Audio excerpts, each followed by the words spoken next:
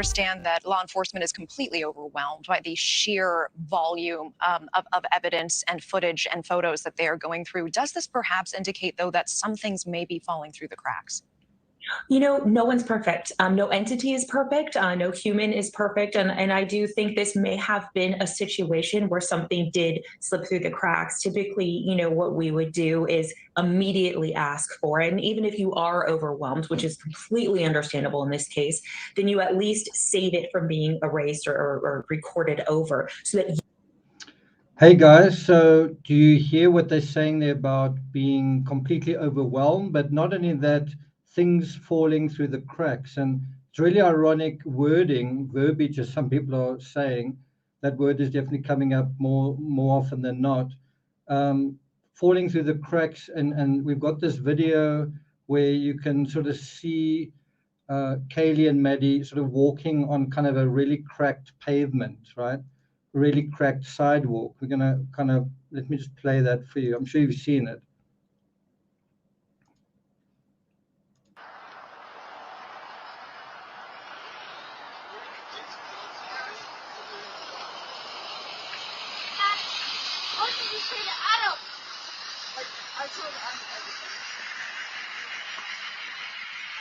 So we are going to come back to that, and we're going to deal with exactly where that took place.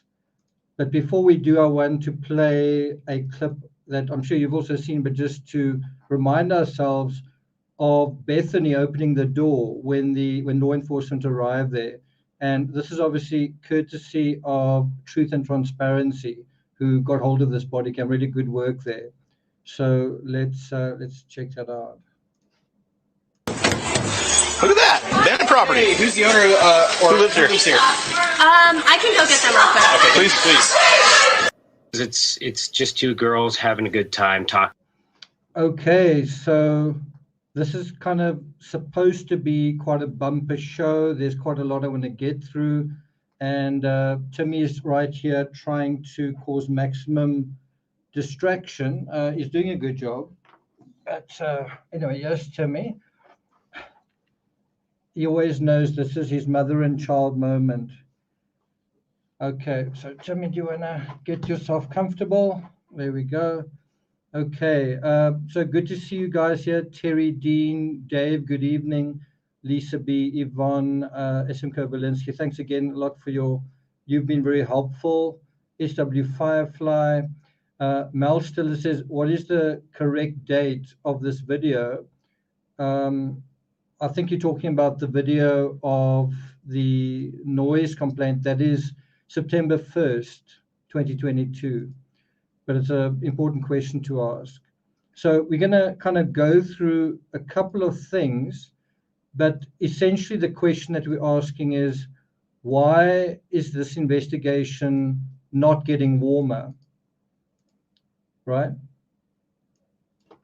So let me put that particular, those words in chat. That's the theme really of this discussion. There's also something else I want to get to. I don't know if there's going to be time, but I also want to talk about trust. How much trust is there in the community in Moscow in terms of law enforcement, not so much from the community, but from the younger people, the students, right? And what does that say about the sort of state where America is right now? And even, you know, there's that same distrust in institutions all over the place. So I do want to talk about trust and why essentially is this investigation seeming to not be getting warmer? What's the reason for that? Any ideas? Any of your thoughts on that particular question? Why do you think it's they're not getting any warmer? It certainly feels like that. Why would you say they're not getting any warmer? Let's have a look at what the poll is saying.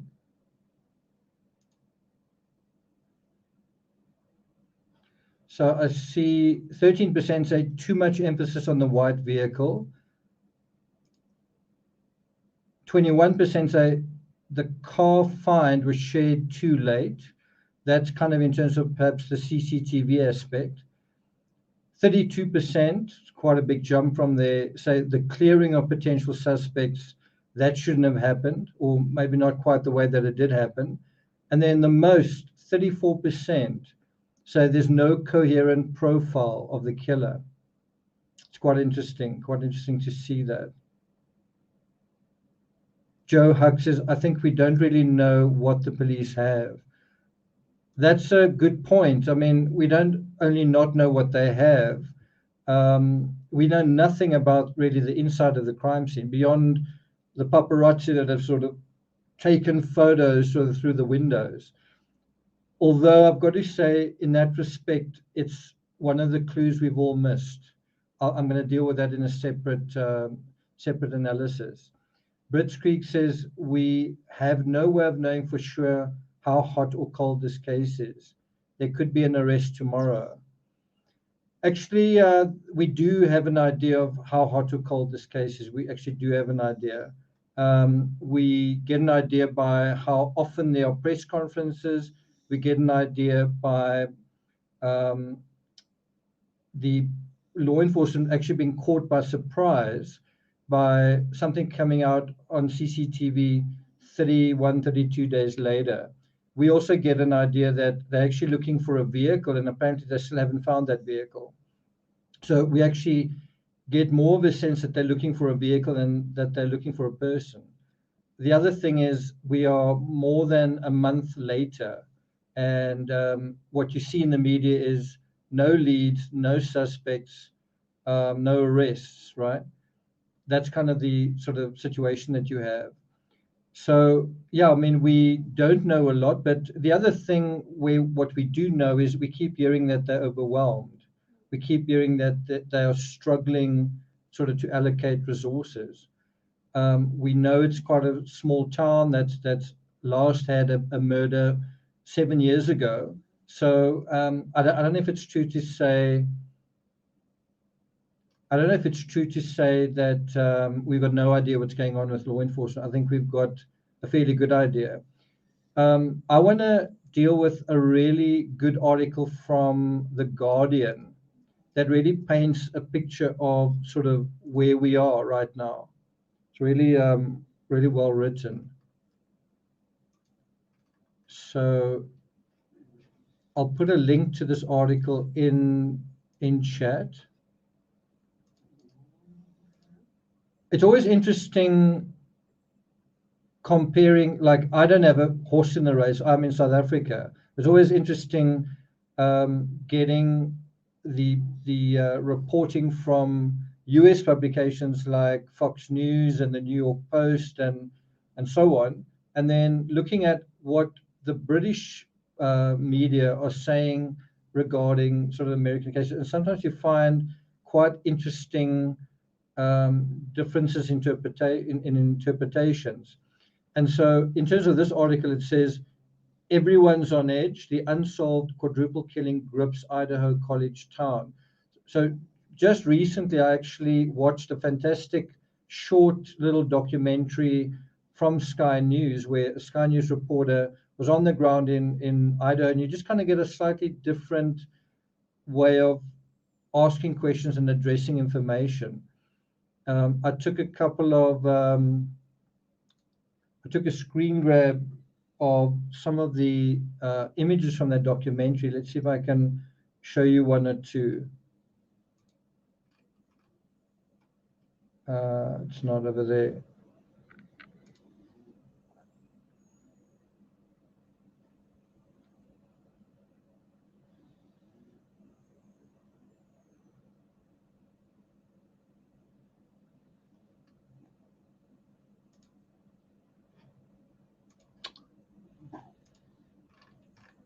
Sorry, I'm just trying to find those images. I've got so many emails here. Yeah, here are a couple of them. So these are from Sky News, and there you can see what it's sort of like on the ground in Moscow. You sort of see the Christmas lights, right? And can you see there in the distance the trees sort of covered in Christmas lights. I must say, having visited this town via Google Maps and Google Earth, I kind of want to go there. It really looks like a nice place. I believe it's only an hour and a half from the Grand Tetons, right? So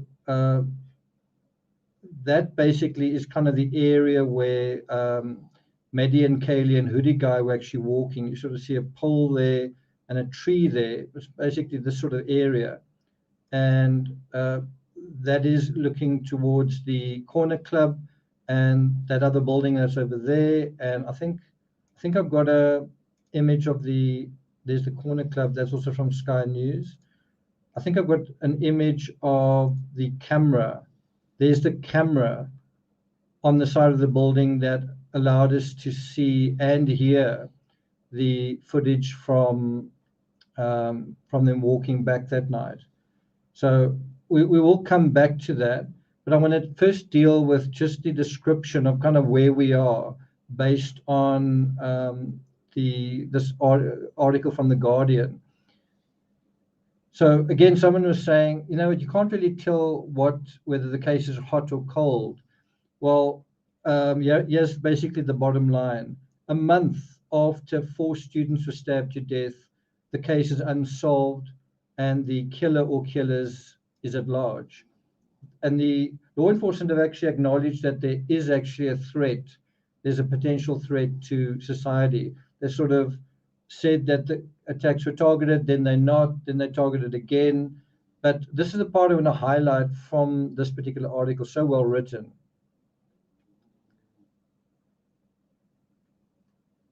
Christmas looms, this is quoting from this article, Christmas looms, but an eerie and decidedly non-festive mood. Let's go back to that festive picture. A decidedly non-festive mood haunts the snowy college town of Moscow, Idaho. Locksmiths' vans have replaced roving carolers, I guess. Some residents request pepper spray or guns as Christmas gifts. Businesses close early. Few people walk alone, especially at night. More than a month after 4 local university students were inexplicably stabbed to death in the same home, the case remains unsolved and the killer or killers at large. Police have named no suspect, found no murder weapon, and offered no motive. So just in terms of that assessment, offering no motive sort of cuts to what we've been asking about. What are the cops doing wrong? Well, they still haven't provided a coherent profile of the killer.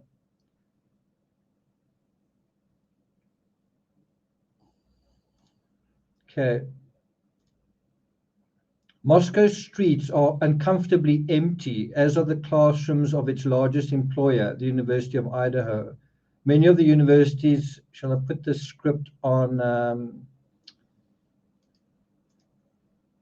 screen?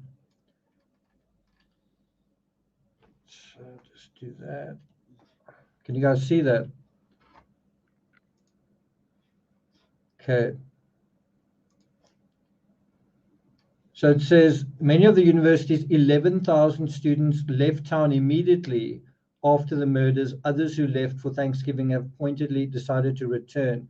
Those 11,000 students make up about half of the total population of Moscow, Idaho. So if the killer is from Moscow, then there's almost a 50-50 chance that he's a student or a resident. It's quite an interesting statistic in itself.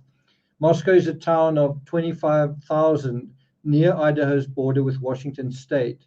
It isn't accustomed to crime. Residents tend not to lock their doors. Until November, there hadn't been a homicide in 7 years. Now the area feels like a garrison. FBI investigators and state troopers deployed to augment the 31-officer Moscow Police Department, quite a small police department, just 31 officers, are looking for clues. They've taken thousands of photographs and done more than 150 interviews, police say. But so far, the case has broadened, not narrowed. It's quite amazing just seeing those words in this article, just seeing those words, the case is broadened, not narrowed, suddenly I knew exactly what I wanted to present in this live. There was sort of something I wanted to say, something I wanted to add to the story, but I sort of felt some people have touched on it a little bit here, some people have touched on it a little bit there. This really gets to the crux of what is wrong with the police investigation. I don't mean it's wrong in terms of maybe it's the only way that the cops can proceed from here. I'm saying it's a sign that things aren't going in the right direction, right?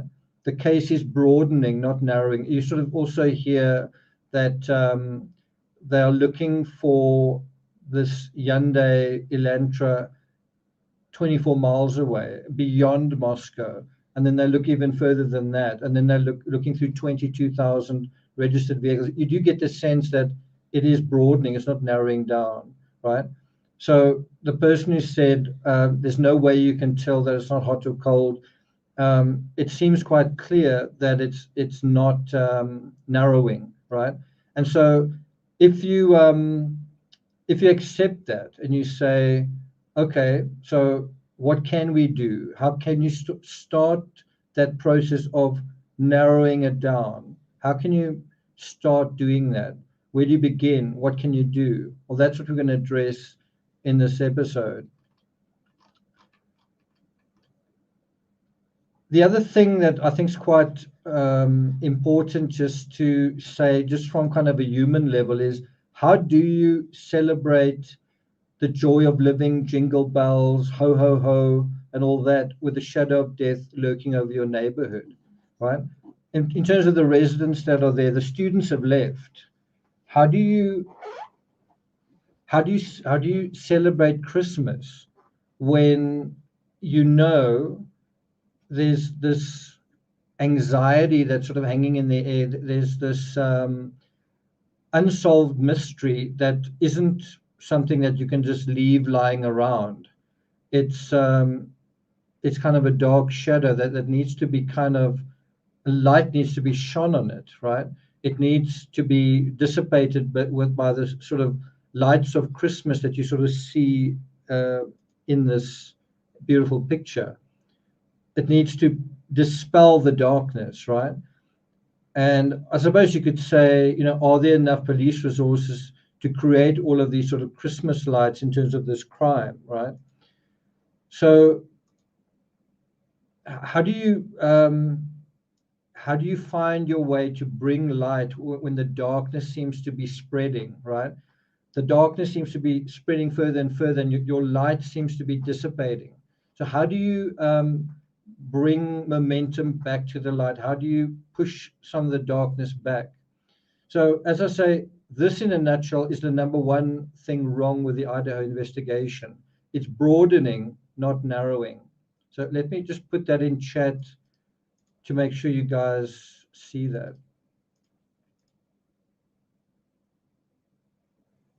Pauline Buckle says, I saw a FBI agent and Trey Gowdy show tonight that said with students leaving on Friday, it makes it more difficult to re-interview people. Yeah, it probably is more difficult, but remember you've got, you can phone, you can, I was going to say Skype, but people don't tend to do that anymore. You can have those sort of Zoom meetings. So, you know, I'm sure they've got numbers, you just call them again. I suppose if you really want to do a proper interview where you call them in, and then that could be an issue. Ellie says serial killer. I've already dealt with that in a separate analysis. I don't think that's what's going on here. And that, in a way, already tells you something about the profile. Is this a random resident, or is it someone who is somehow closer? We're not quite sure how close, right? Okay, so that's the number one thing wrong with the Idaho investigation. So how can we kind of start narrowing it down, right? Now, the vehicle, this looking at the vehicle, looking at the Hyundai Elantra, is very, very specific. It's a white car. It's a We know that it's not just a white sedan. We know that it's not just a Hyundai, it's a Hyundai Elantra. And we know that it's probably between 2011 and 2013. But as promising as this lead is, or seems to be, for example, in the Summer Wells case, that red truck was never found, right? So I came across this on Fox News. Thought Criminal also brought this to my attention. The specific part that I'm about to highlight now, thanks Thought Criminal for this. And I must say, I was a little shaken when I saw this. And again, this comes to what someone said. There's no way you can tell whether it's hot or cold, right? We've got no idea what's going on the inside. Well, just listen to the following. This is a quote from Johnson, who's the Moscow PD spokesperson. She said, "It's not just one thing that we're looking into about the white car. It's many, many different things. And just taking that further until we get answers we need or find." Let me read that again. It's quite a long statement. It's not just one thing that we're looking into. Let me put this quote over here so you can see it as well. So I'll do it like that. So she said the following. This is from this Fox article.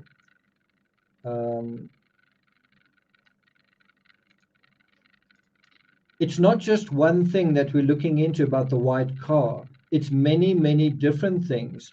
And just taking that further until we get the answers we need or we find that it's not taking us anywhere.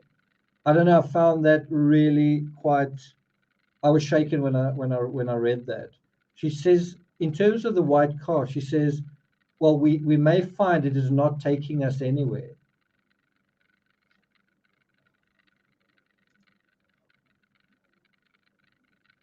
Unless she's talking about clues related to the car that aren't taking us anywhere, but just those words, the answers we need or find, it is not taking us anywhere. Those words seem to be acknowledging that something about we're not really getting anywhere, right? We're not really making progress. Although I must say, you do hear them saying that they are making progress, and they do have a lot to get through. So why this is worrying is that 5 weeks out, law enforcement still seem to be trying to get a fix on their perpetrator, and the admission that they may find the vehicle, that they're trying to find the vehicle is not taking us anywhere, to me is chilling.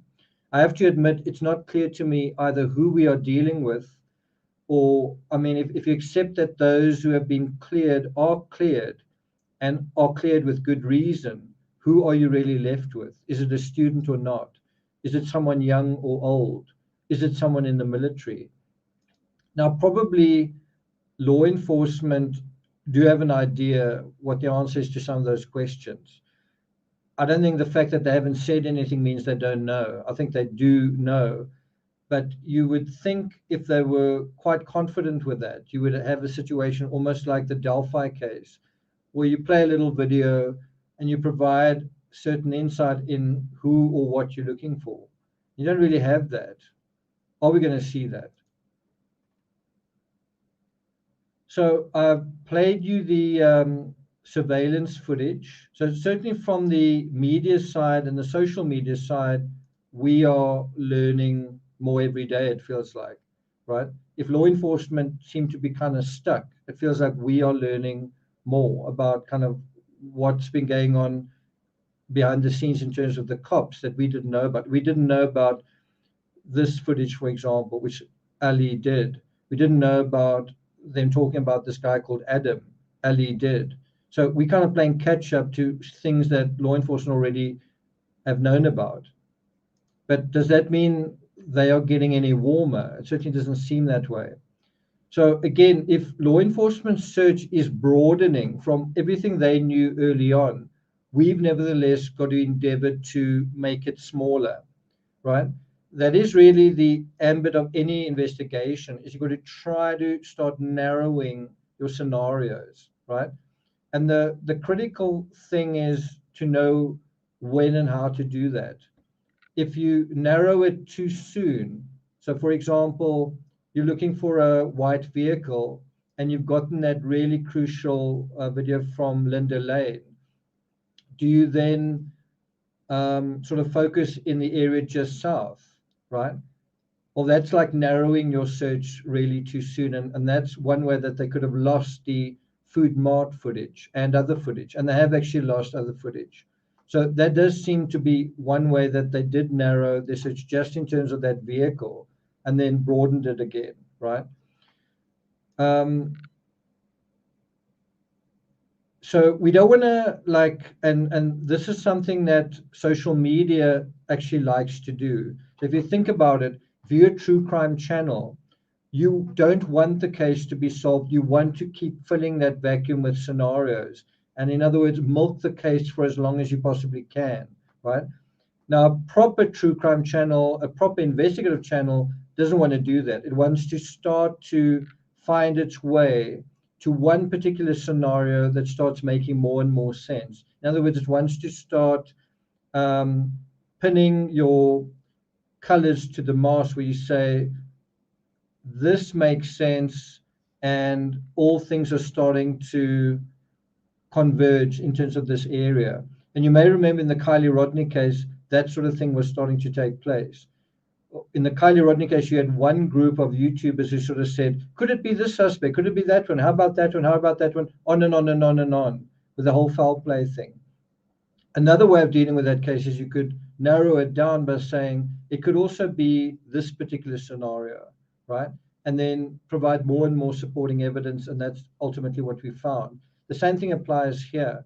You want to start narrowing down this, if you want to solve the case, you want to start narrowing down the scenarios and get an idea. So, for example, is it a student, or is it a resident, or is it even a non-resident? Is it an older kind of person or a younger person? Is it a guy or a girl? Is it a strong guy if it's a guy or not, right? And so we've got to try and find some way in some area to start making it smaller. And what's been really interesting, I played a little clip a moment ago. I'll play it again because I think it's quite important. But it sort of comes to this sort of thing. I think this tweet and this picture captures it really well, kind of what I'm talking about. So this is Lily in London, Hendrik Vanger 2 on Twitter, who says, B opens the door but pretends she's not one of the people living there. It seems that that's the case. And so yeah, you have a picture that kind of says 1,000 words, right? You have the door of 1122 King Road being opened. You have law enforcement standing outside the door, not being invited in, and being told by the person at the door, I'm gonna help you, I'm gonna get back to you, or I'm gonna make some undertaking, right? And so what happens is the officer here speaks very briefly to one of the housemates and trusts her, and that trust is then sort of, I don't know, what do you want to say? Ultimately, this door is closed and the officer remains outside twiddling his thumbs, right? And isn't this emblematic of this whole case? Is the door opened briefly, then closed, and the officers are sort of outside in the cold, it's getting colder, and they're sort of twiddling their thumbs, right? Doesn't it sort of feel like that? So I'm going to play, that little bit of video again that comes from Truth and Transparency. I'm going to play it again just to put ourselves back in the sort of the vibe of what you're talking about. Okay, so I've got it there. So let me do that. Look at that. Abandoned property. Hey, who's the owner or who lives here? Who lives here? I can go get them real quick. Okay, please. it's So if you take those words, I can go get them, right? I can go get Kaylee, and you may have heard Kaylee's name. I don't know if it's Kaylee, the Kaylee that we know, if there's another Kaylee there. Terry Dean actually mentioned this. You can actually hear in the audio Kaylee's name mentioned and Maddie's name mentioned, and then we also see B. I'm only going to refer to the two housemates as B and D. So I'm still trying to sort of protect privacy to an extent. But I mean, bearing in mind that a lot of other channels aren't, and that certain things are in the media, you don't want to be stupid about it. I mean, there's certain things that are out on social media for anyone to go and look at, but you nevertheless want to try and err on the side of not showing certain things or not providing names, right? That's sort of what I want to do. You have to catch the killer, not to become suspicious of innocent people, not to sort of overly fixate on them. That's really what you're trying to do here. We're trying to catch the killer. We're trying to solve the case. So again, the question comes up, so how do we start narrowing down this investigation? And the one area that I think we are becoming clearer on, and just this video has provided clarity in that area, is the psychology of this case.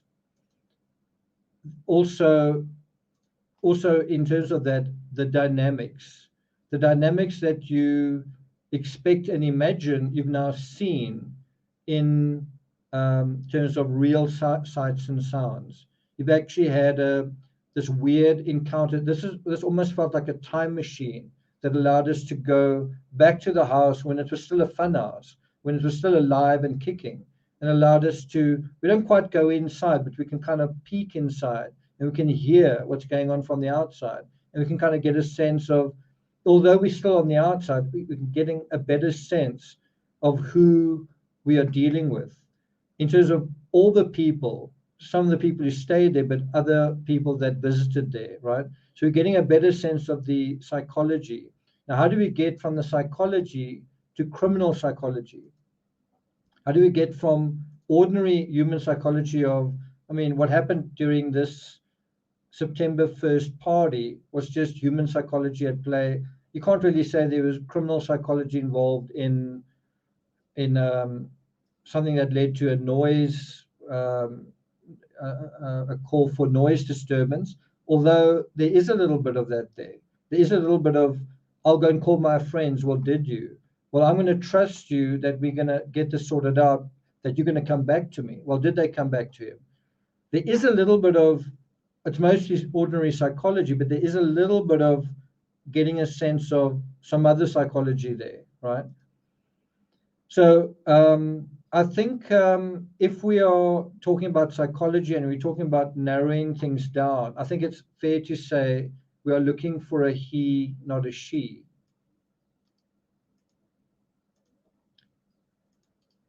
The only area I've heard about where there's a she aspect is where someone was bullied apparently and died, as far as I know. That's a she, but I mean that she, if she died, can't be a suspect. But that's a she that is maybe related to this in some way. Really don't want to talk like this because it seems very gossipy and speculative, but that's something that I've certainly heard. And maybe that she had a friend who was also a she. I don't think so, though. I think we're talking about a killer wielding a knife is a man, and I agree with you with that. Okay. Terry says, please be respectful in chat. Is anyone not being respectful? Mary Rose says, you can't give a citation if no one is a resident. So you do wonder if B had said right there, I live here, I'm a resident, can I help you? Well, they could probably have sorted the issue out there and then, right? Okay. So in terms of the psychology, the recent body cam that has been released doesn't only offer a glimpse into the criminal psychology of the killer, but also of the victims, right? I don't mean the criminal psychology of the victims, I mean the psychology of the victims, but it suggests the beginnings of the potential criminal psychology of the killer, right? So if you imagine this figure that you see here, it's a policeman, right, who's standing out here. But if you imagine that that is just the silhouette of anyone else, including potentially the perpetrator, you've got someone on the outside standing by the door, right, and that door closes. Just two girls. Right, and there he is standing out there in the dark. But it's this idea of It's just someone on the outside who has that experience. It's just two. The door closing, right? It's He needs something that's on the inside. He needs to talk to someone, or he needs to deal with someone. And then what happens? He's led to expect that he can have that conversation, that is going to be dealt with, except it never happens. Please. It's just too. Please. It's just too. And so what happens when more and more time goes by and it turns out, wow, the joke's on you, dude. No one's coming out to talk to you, and you've just been sort of outwitted, outfoxed, outplayed, whatever. How does that feel, right? How does it feel to have a sort of younger person just, kind of do their thing, and you sort of left there twiddling your thumbs, right? I mean, I think some of these cops probably felt humiliated, right, just in this situation, right? And so what does that tell us about what somebody else may have felt in a similar situation? So someone else may have come there. I've come here to pick up my sister. I've come here to fetch. I've come here to get my, I don't know, whatever, my bag from whoever. Don't worry, we'll call X for you. Stand out in the cold. So if what we are witnessing through this, as I say, this time machine visit to the fun house back when the parties were still in full swing, if what we're seeing is narcissism, perhaps healthy narcissism, perhaps it's normal for kids to act this way, maybe it is, maybe it isn't. What can that tell us about the criminal psychology, right? So let me put the question in, put the ball in your court in terms of this question. Do you think when you're seeing something like this, Go get them real quick. Okay, please. It's just two girls. and what follows, do you think it's appropriate, accurate, right? Do you think narcissism has got anything to do with that, what you've just seen there? Do you think that word and what it represents, that whole concept, do you think that is narcissism, or do you think, dude, you're totally on the wrong track? Let's see what you guys say. Mary Rose says it's a game they play with the police.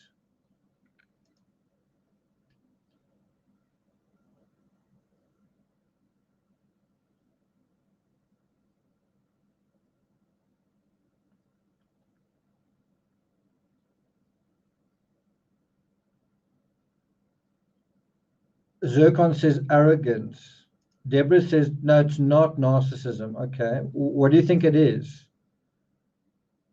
Katie says, very entitled. Angela says, narcissist. Okay. Sokoi Cat says, a sense of entitlement. MJ says, privileged brats. Here's the thought, nice avatar, or nice name for your avatar, more like entitlement. Paula Buck says disrespecting authority. So if you actually take all of those things like entitlement, disrespecting authority, being privileged in a way, do you think that that is actually kind of a narcissism, or it's related to narcissism? It's interesting what Deborah says. She says it's more about fear. It's not narcissism. It's just we're scared. We're trying to deal with our situation. Thought Criminal says it's flaunting rules, entitlement. But anyway, Deborah says it could just be fear. You think it's just fear? Because they never do come back. I mean, they never do sort of seem to come back and deal with the situation. Do you think it's just fear?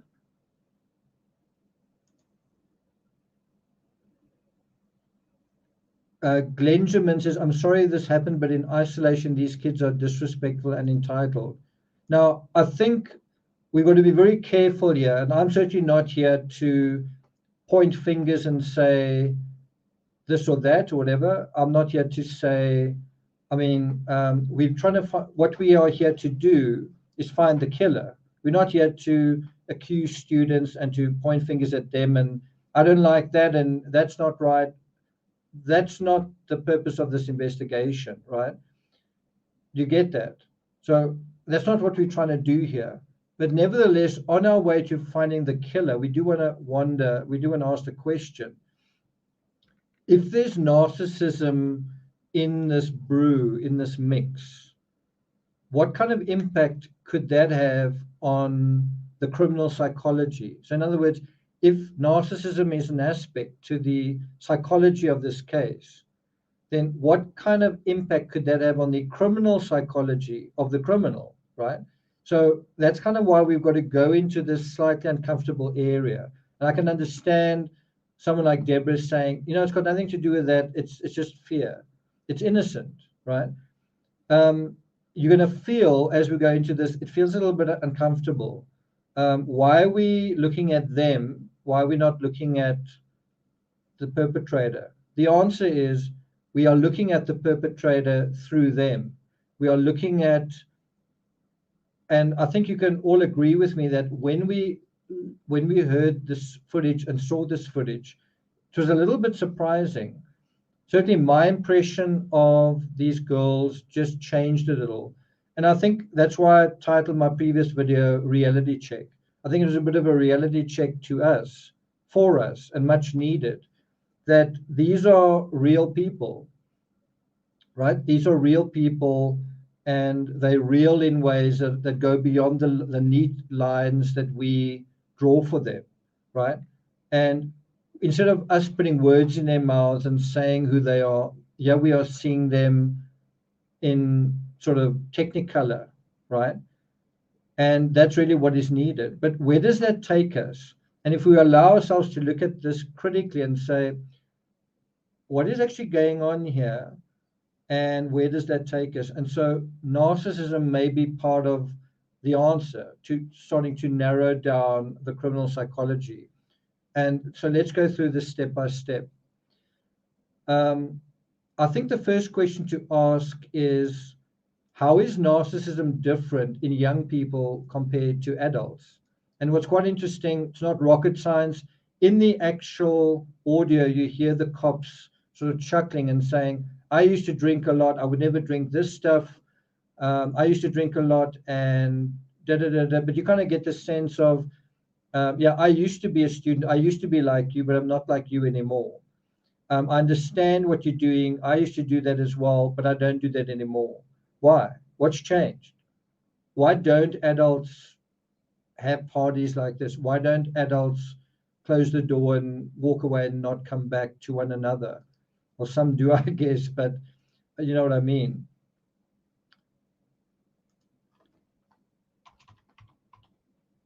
And so how is narcissism different in young people compared to adults? That's the question. It's quite an important question because it's also how we kind of address the question of, is the killer an adult, mature or immature, is the killer more likely to be sort of reasonable and sort of proportionate and what's the word, kind of appropriate in what he does, or is he more likely to be immature, unreasonable, and disproportionate, right? I've used the word gratuitous over and over and over again. It's kind of dealing with that. Is a student more likely to be gratuitous? Is an adult likely to be gratuitous, or a student? It's the same kind of thing. Are we looking for someone who knows how to be fair and proportionate and measured in how they do things?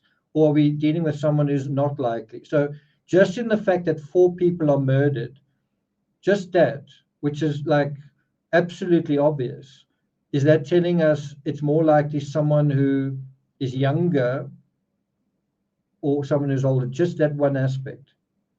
It's kind of a tricky question, but it's nevertheless, I think, an important question.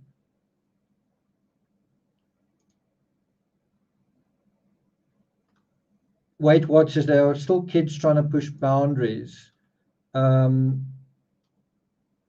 Dover says a World of Warcraft champ. That's interesting. SW Firefly sums it up as rational versus irrational. Susan Gitten says it's just immature, right? Yeah, maturity. Okay. Thanks a lot, Angela. Angela says thanks a lot for that. Cool. Okay. Thank you. Okay, so as I said earlier, we're now going to go through an area that's a little bit uncomfortable, right? But where we're trying to get to is the killer, right? So you may think this is victim blaming, it's judging the victims. No, it's actually the opposite. We're trying to just examine what we're seeing, right? Dispassionately. We're not trying to use adjectives and describe what we're seeing. We're trying to just see what we're seeing. We're trying to see reality. So when we see this, right? When we see this, Who lives here? I can go get them real quick. Okay, please. It's just 2 girls. what are we seeing? And then you take that further and you say, well, what else can we see? Well, we can see them at the Grub Street truck. We can see them walking with hoodie guy. We can see that as well. But there's also their social media, right? So we're going to examine now what we're seeing dispassionately through the lens of narcissism. And then we're going to try and apply what we learn to the criminal psychology. So if you're new here, if you've just arrived here, you probably, if we kind of go into this, you're probably going to be thinking, this is not right, what you're doing, right? But we're trying to get to the killer through this lens. That's what we're trying to do. So just allow me to get there before you get too upset, right? So let me put that up in chat. We want to examine what we're seeing dispassionately, which means unemotionally, without taking sides, taking the scout mindset, right? Where we say, I'm curious what I'm actually seeing here, right? And then we want to apply that through the lens of narcissism to the criminal psychology. Okay, with me. So have a look at this. Now we're trying to ask the question, what does age have to do with it? How is narcissism different in young people compared to adults? And the important thing to acknowledge is that it is different. It's very different. Now, what's quite interesting, I want to show you two contradictory sort of expert assessments on narcissism. I think narcissism is really misunderstood by our generation and the experts that think they know about narcissism. Anyway, so here we go. Let's have a look at this. So it says, teens may display narcissistic behaviors that are typical of their age. And where we say teens, I think you can expand it to someone who's 20 years old. Someone who's 20 years old is like 1 year away from being a teenager. Someone who's 21, a bit further, but also very, very close.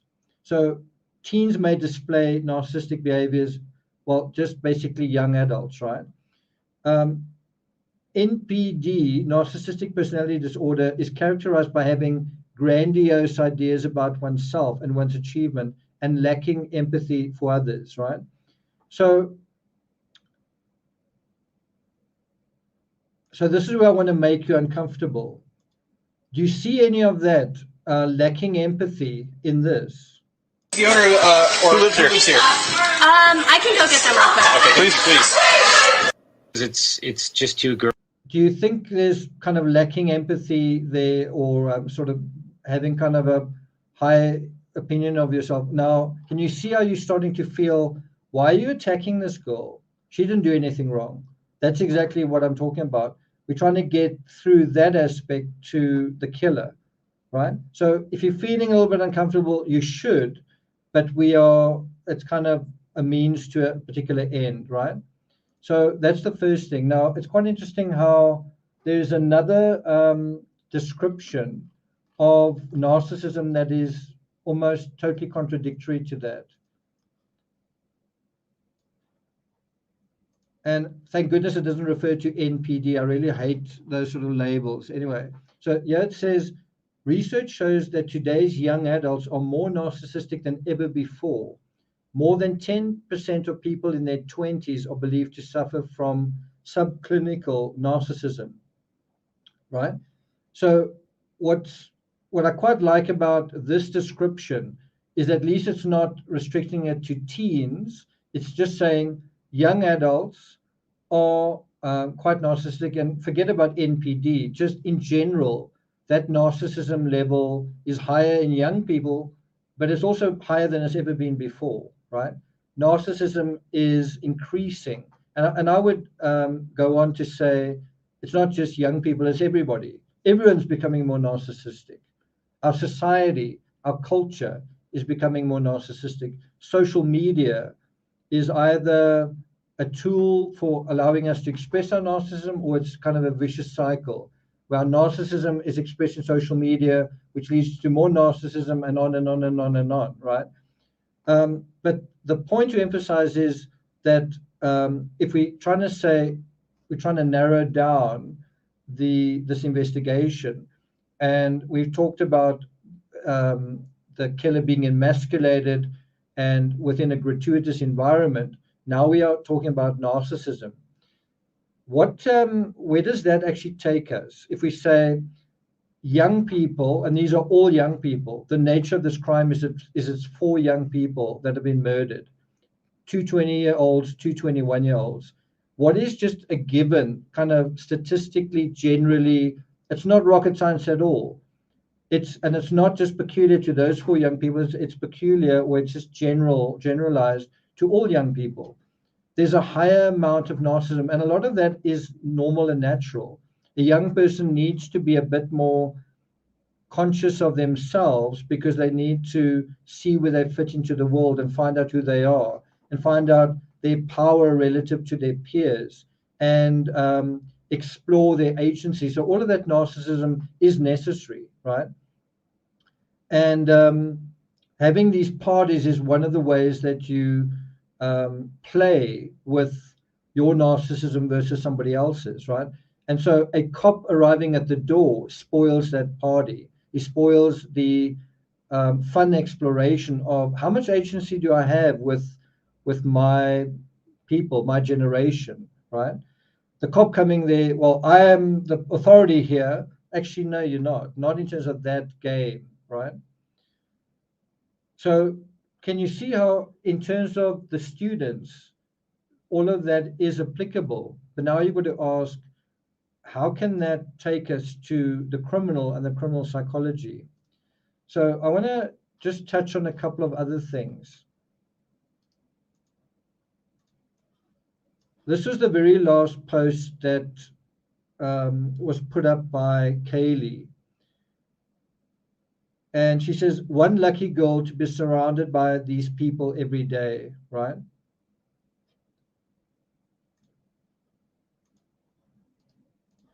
just putting up a few kind of random things from her social media. She says, say I love you to your friends sincerely and often. There's a kind of narcissism in that, but it's a healthy narcissism. You should tell your children you love them. You should tell your parents you love them. You should tell your friends you love them. There's a kind of healthy, good narcissism in that. We are part of a group. We care about one another, right?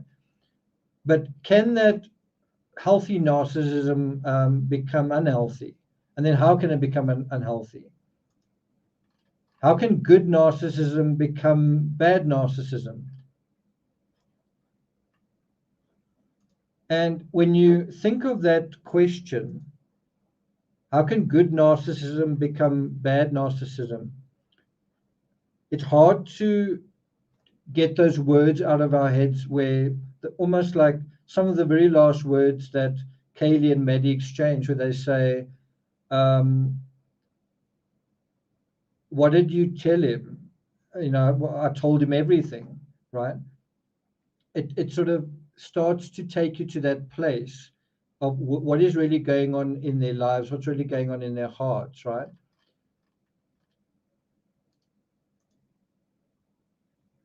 And that then brings us to, we kind of we're sort of jumping on a couple of stones to get across the stream. But one of the things that comes up in terms of narcissism and social media is anxiety. And I think that is an aspect that is elevated. So in the same way that narcissism is elevated with young adults in our generation, I think anxiety is also elevated, right? I think if you look at this case that has happened now in Idaho, part of the aftermath of this case is just generalized anxiety. What happened? I mean, the aftermath of this case is anxiety. But what was the anxiety on the other side? What was the anxiety of the killer? Where did that anxiety come from? Did it come from social media? Did it come from his narcissism or lack of in terms of social media? I'm sure that that was a factor, but let's just have a look here. It says narcissism is divided into two categories. Let me bring this up. Now you're going to start feeling, aren't we getting a bit warmer? It felt like we were going nowhere looking at the victim's narcissism or just the narcissism of students. Now it's going to feel like we're starting to get a bit warmer. We are starting to narrow down our focus. So there are two kinds of categories of narcissism: grandiose narcissism, characterized by feelings of superiority and entitlement, right? And again, you can kind of ask the question, this image of a girl closing the door on the officer, do you think that's grandiose? Is there a little bit of a sense of being superior and maybe entitled? Is that narcissism? If it is, what kind is it? Right? And then there's another kind, which is vulnerable narcissism, characterized by hypersensitivity to criticism and constant need for reassurance. Do you think we're dealing with vulnerable narcissism? Then Deborah said something along the lines that could have been that she was maybe scared, right? So which one do you think of these two is the narcissism that we could be dealing with here? Just in terms of the door opening and closing, which one do you think we're dealing with? Just my opinion says, I thought narcissism involved a feeling of being better than others. It can also involve a feeling that you're afraid that you are worse, right?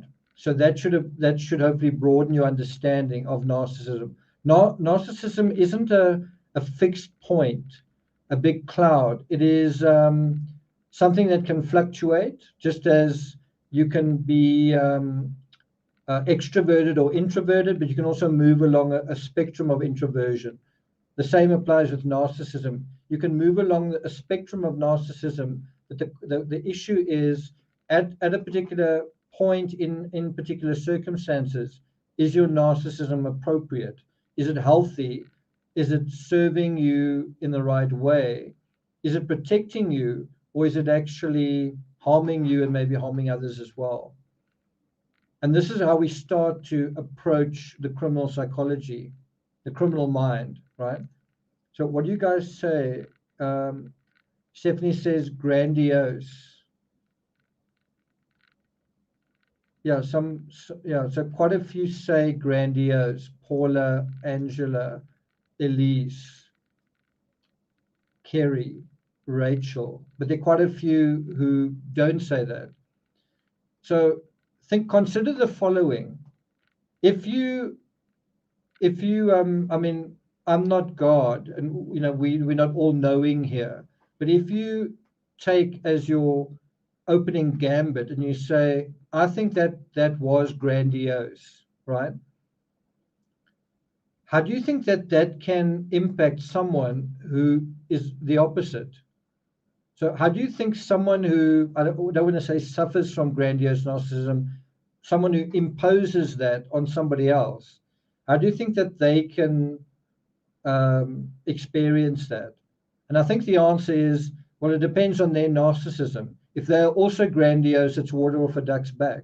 Do you agree?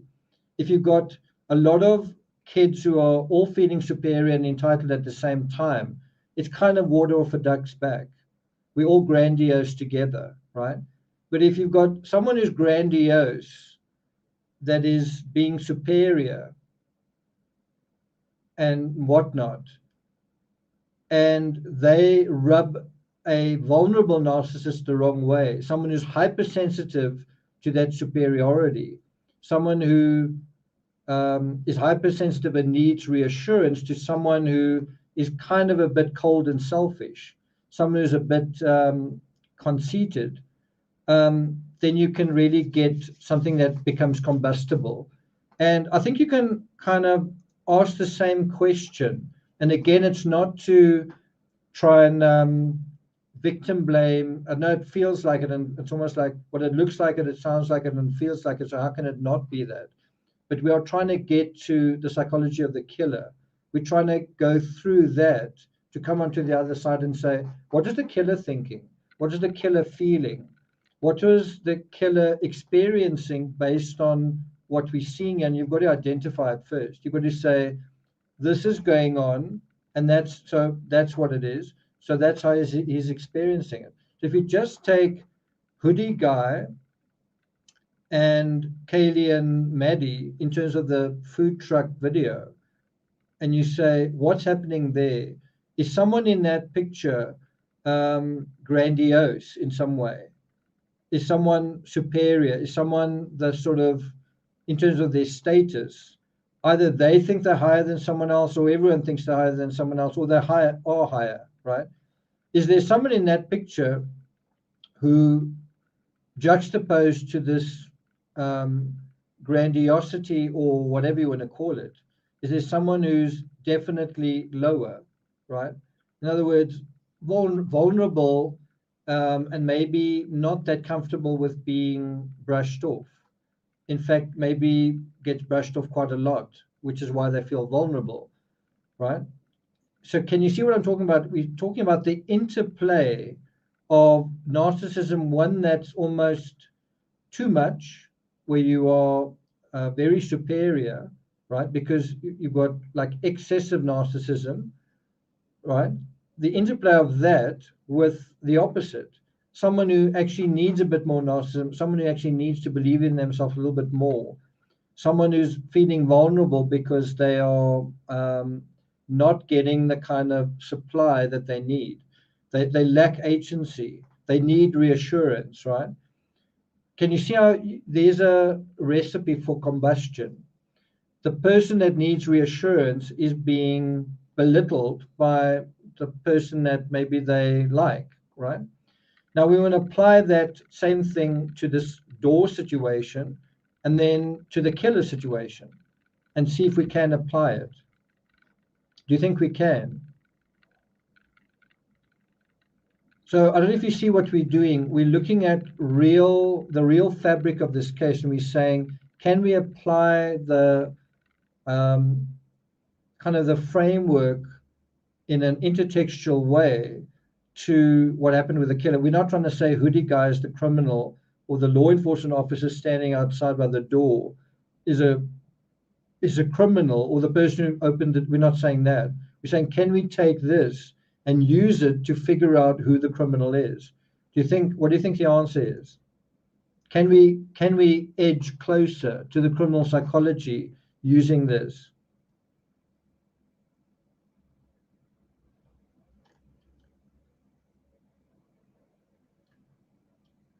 Mary Steelman says, triggering behavior. Thought Criminal says, I also believe this crime has a lot to do with the perpetrator's deeply embedded political beliefs. That's quite interesting. Okay, so now we are going to get warmer and warmer. So just going a little bit further into this particular article, I actually thought I was done with it, but it says a 2020 study found that both types of narcissists have a higher risk of developing an addiction to Facebook. So whether you've got grandiose narcissism or vulnerable, you can be equally addicted to Facebook, and it might be a coping mechanism for anxiety. Now, this might be a good place for you to check your own narcissism right here. If you are grandiose or vulnerable, that may make you susceptible to addiction to social media, especially Facebook. And what are you doing every time you go into social media? You may think, I'm going into social media for entertainment. I'm going into social media because it's interesting. I'm going into social media, whatever. Actually, it can be a coping mechanism for anxiety. Researchers analyzed 327 Facebook users in Germany with an average age of 23. They found anxiety was the strongest predictor of Facebook addiction. The study authors concluded the higher the narcissism level, the more anxiety symptoms are experienced that foster the development of addictive tendencies. So we've already kind of made a circuit now where we've touched on we've touched on narcissism. That's brought us to the elevated levels of narcissism with students, which then young adults, which then takes us into the area of the social media that is the purview, the specific social media that is the purview of young adults, which is associated in turn with anxiety. How do you deal with anxiety? How, especially if you let's say a narcissist, do you deal with anxiety? Well, one way is you increase your social media uptake.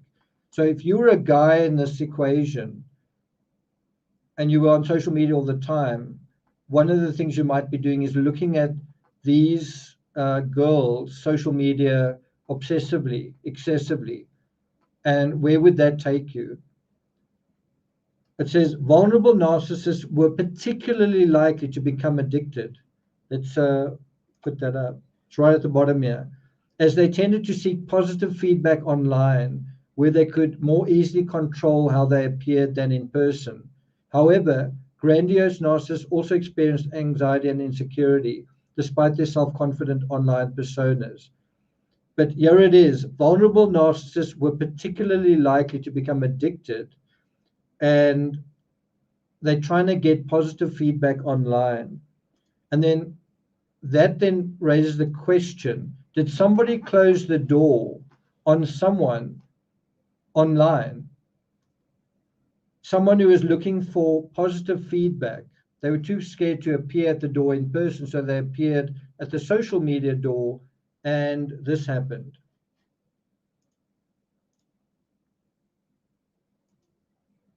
Okay, please. It's just two girls. Don't worry, I'm going to get back to you. I hope you have a happy birthday. It's really good to hear from you. But ultimately, the social media door was closed. Someone may have been blocked. That's kind of what the door is in that sense. That's quite painful. You know, when somebody blocks you that you like, it feels a little bit like a small little dagger that's stabbed into you. It feels a little bit like a symbolic death. I really, really like this person, and they just don't have any time for me. It's not a nice feeling. I mean, the pain is as real as someone literally closing the door in your face, right? Do you see now we are starting to get warmer? Okay, so now we're going to deal with, I really want to deal with this article, but we're sort of running out of time. So if you guys want me to, I'll come back to this article. It's also from The Guardian. It talks about vanity, social media, and the human condition, but kind of in general, in a general sense, but then also dealing specifically with the narcissism of millennials, the trials of Generation Y. I'm going to skip through that. If you guys want me to come back to it, I will. I now want to speculate in two areas. Natty B says, I love the way you make us think about things in a different light. Thanks a lot. So now I'm going to offer where do we take all of this? So this is where I think we can take it. I think we may be dealing with a perpetrator in this gratuitous environment where there's so much fun and so much excess, who is a vulnerable narcissist. So there's a lot of excess narcissism when you are a student, a lot of grandiose narcissism, big dreams, the world is your oyster, all of that kind of thing. At the same time, you can have someone who's at the opposite end. They need to be convinced and reassured that actually things are that the world could be their oyster. It's not their oyster right now. And so what is the situation for vulnerable narcissists in a student setup? And so I'm going to add to our profile, the killer is very likely a vulnerable narcissist, right? Natty B, thanks for becoming a member, right? And so if you say that, does that mean it's case solved? Let's all go home and sing Kumbaya? No, that's just the beginning. What is where does that actually take us if we begin to entertain that label, because that's actually what it is. And we've got to be very cautious with labels. But if we are going to start to gravitate to something like that, could this be a vulnerable narcissist? Then what are we looking at? And this is where it starts. This is where you can start turning on your true crime rocket science engines. This is where it starts getting from warm to hot to white hot. Here we go. If we are dealing with a killer who, do you guys agree that the person who committed this crime did so because he was enraged?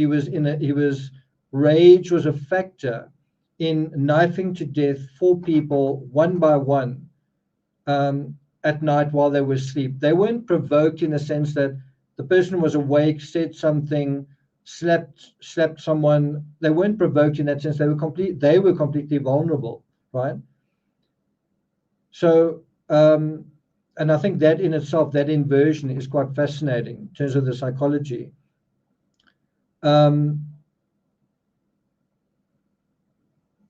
So what is the operative emotion that has actually been triggered, right? Do you guys agree that it is rage?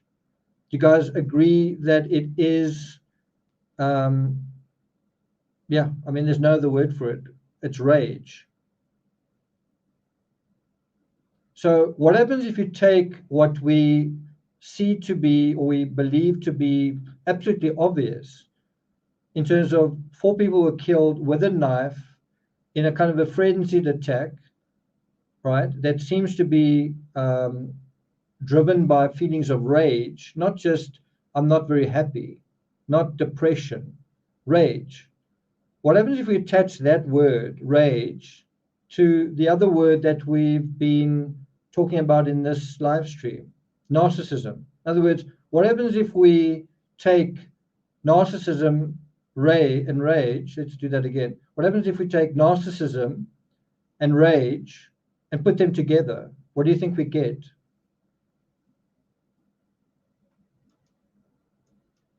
Holly Golightly says, I think it was rage. Jody says brooding rage. Zoe says loss of control. So what we get is the following. Narcissistic rage.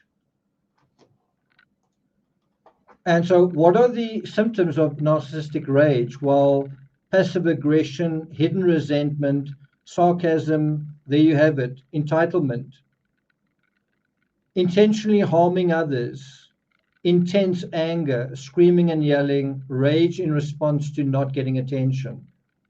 So outward responses. So an outward response, so committing a crime, right, is an outward response to what is going on inwardly. So could you intentionally harm others? Yes. Rage in response to not getting attention? Yes. Rage in response more likely to not getting attention, how? Well, it could actually be online. It could actually be invisible. It could actually be that you really need to be looking at the social media here. It's intense anger that is expressed as rage in terms of not getting attention, which then expresses itself as intentional harming.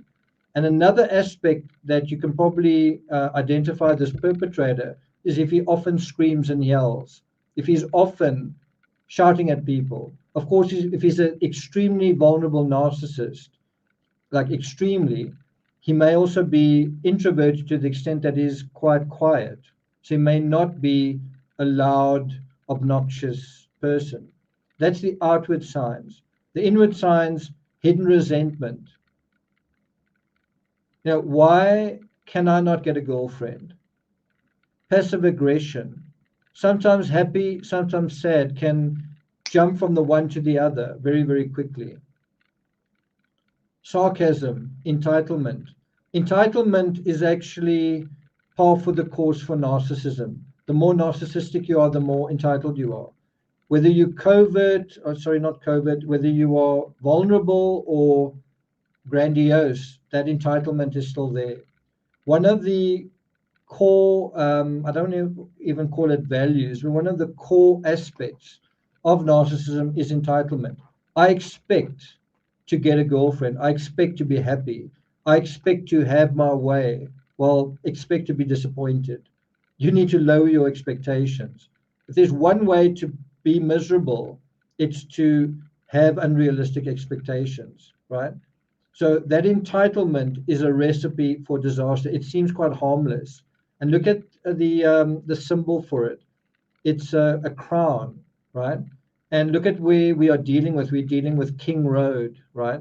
We're dealing with this idea of four princesses, four beautiful girls up in the castle, this beautiful white castle, and all these guys trying to get in the front door. But some people can get in and others can't. And those who can't get in the front door, maybe they try to get into the door of social media.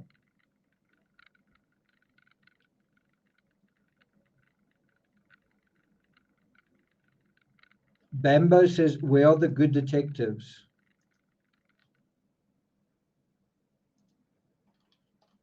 So what is narcissistic rage? Well, according to Very Well Mind, if we define it, so if we don't just look at a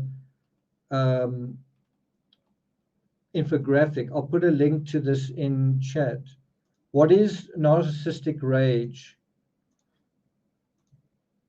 An episode of narcissistic rage derives from a threat to a person's sense of self and is characterized by intense anger. In a relationship, for example, this could manifest in physical or verbal abuse, manipulation, or passive-aggressive behavior. So to summarize that, an episode of narcissistic rage derives from a threat to a person's sense of self. So somehow the perpetrator, I believe in this case, felt threatened. And that doesn't really make any sense to us, in the sense of how could somebody who killed 4 people with a knife have been threatened? I mean, wasn't he the one threatening? And I think the answer is that's the mystery of this case.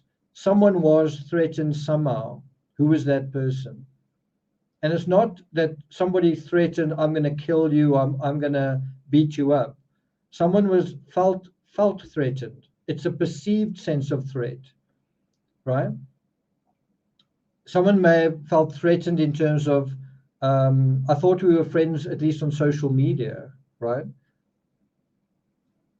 So there's a perceived sense of threat, and maybe, if you don't invite me to parties anymore, the little bit of a social life that I have is going to be down the drain.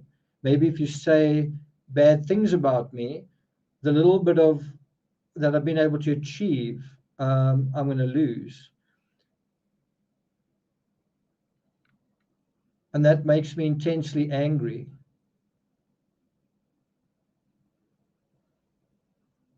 Mel Stiller says, all those pretty girls and not one belong to him. Are you guys finding that this is resonating with you? Are you feeling that this actually makes sense?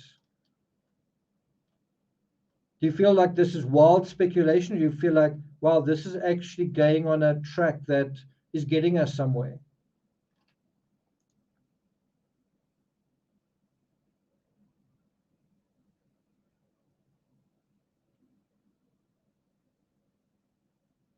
Helena says they were threatened for fear of being caught.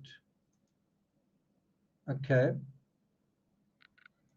Not quite what I meant, but so that's the one thing. So narcissistic rage is different from other forms of anger. It's not just run-of-the-mill rage. It's narcissistic rage. Narcissistic rage is disproportionate to the perceived slight. These aren't my words. This comes from this very well mind, right? There you see it. Narcissistic rage is disproportionate to the perceived slight. Well, isn't that exactly what we're talking about here? Is that the violence in this case is disproportionate. Why have 4 people died in this case? It seems, whatever it is, it seems disproportionate to whatever.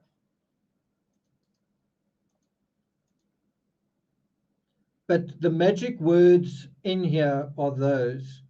It's a perceived slight. It's not real. It's not like someone got slapped through the face or a door was literally closed in someone's face. Behind me is a door. You need to think of the door in this case, the door that is closed in someone's face in their life in a way. That's a symbolic door. It's not a real door. It's like being blocked on social media. You as someone who's not a vulnerable narcissist might look on that and say, yeah, that wouldn't really bother me. The question isn't if it would bother you, did it bother them, right? That's one of the areas that law enforcement and experts I've found in true crime, they know absolutely nothing about. The symbolic constructs when it comes to social symbolism. Your social symbolism means absolutely nothing to me, which means I'm trying to figure out why you're experiencing pain. I'm looking for real and rational reasons, but it could be symbolic, right? The same thing applies in reverse. If you're trying to find out why am I not particularly happy, I'm trying to look for a real reason for that. That doesn't make sense. Yeah, but symbolically, what's going on in my life? What's going on if you look at real things and you translate them to symbols and how those symbols are interpreted. And then you've got to find the right mindset to that. Am I a vulnerable person or am I a grandiose person, etc., etc., right? You can't apply your narcissism to someone else's and then try and make sense of it.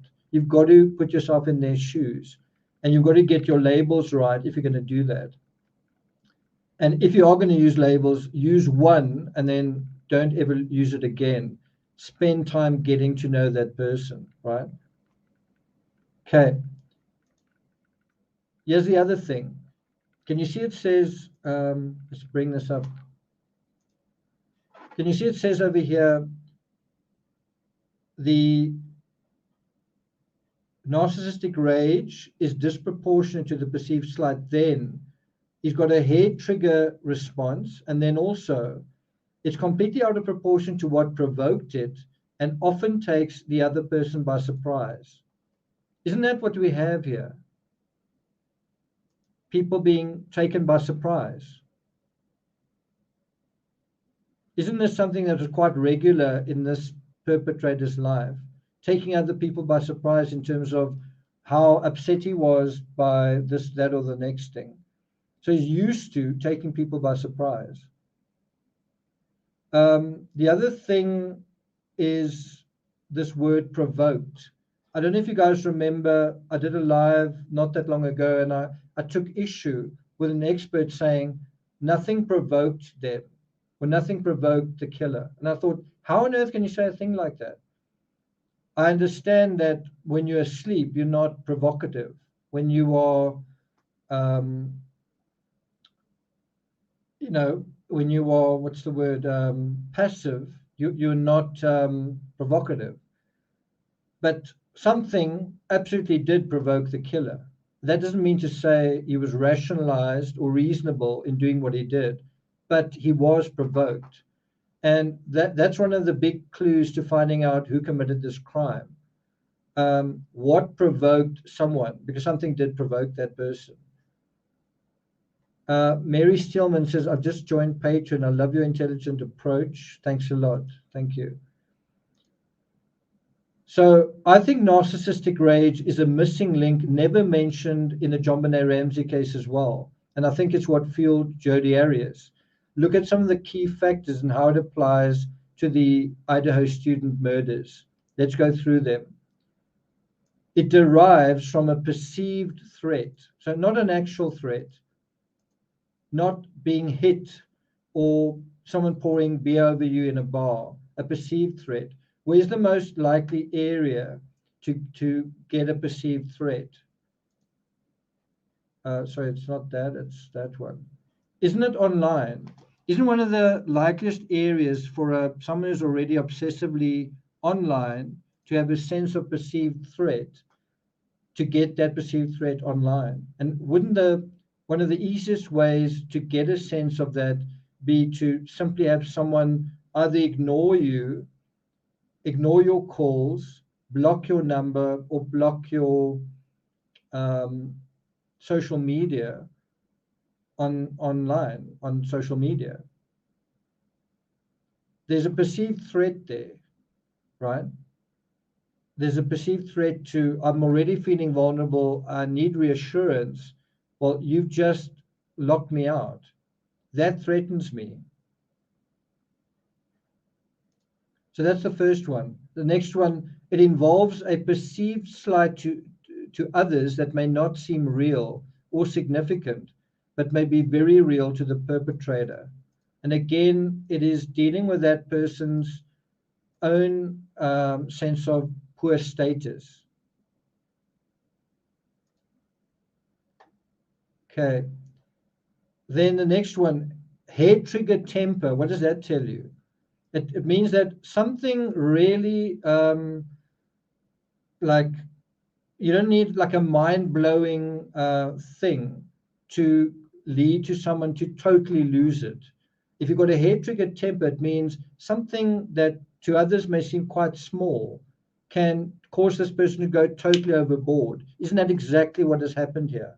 I mean, I think, and I'm not trying to accuse Hoodie Guy here, but I think some people were saying, why on earth would Hoodie Guy commit a murder just because the two girls walked off?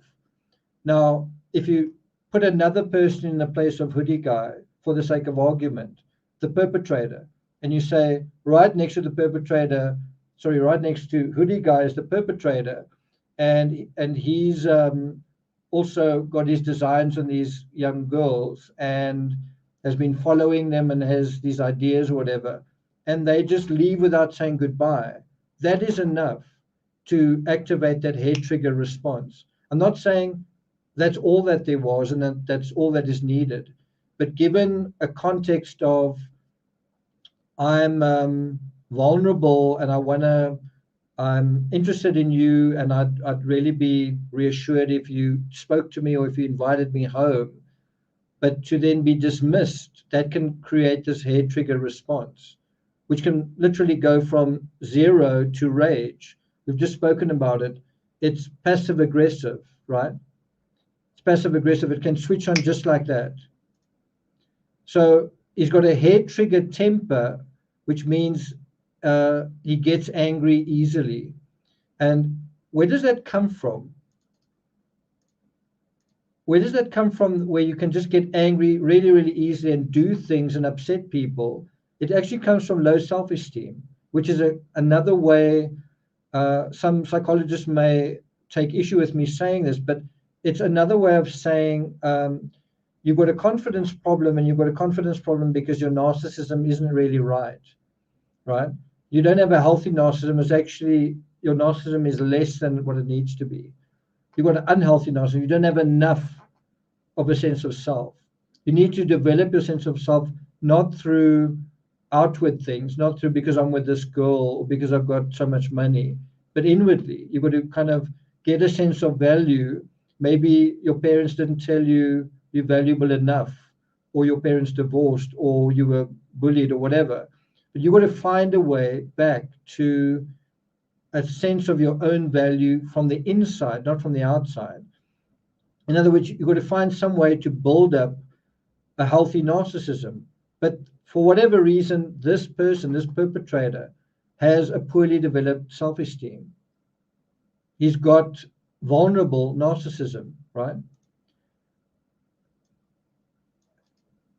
This crime is a response that is completely out of proportion to whatever provoked it. And that is where I think it's stymieing law enforcement. Is law enforcement may be looking at someone and saying, yeah, but that doesn't make sense. That's totally not in proportion. Doesn't matter. Doesn't matter. If you get to know the person properly, then it is totally a match for what we're talking about.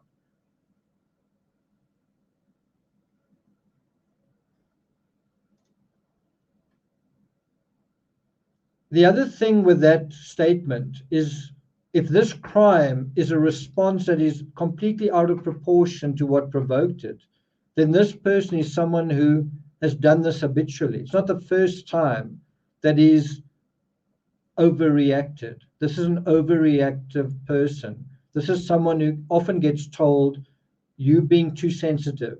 Don't be so sensitive about that." And then they resent being told that, right? They resent being said, "Don't be so sensitive," or "You're too sensitive."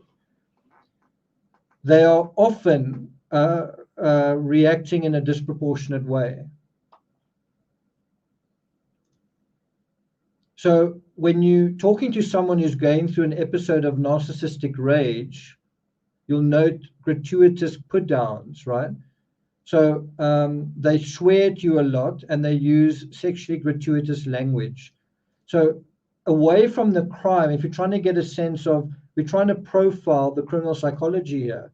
If you're trying to get away from the merits of the crime itself, what is this person like at home? What is he like just in general? Well, here's your answer.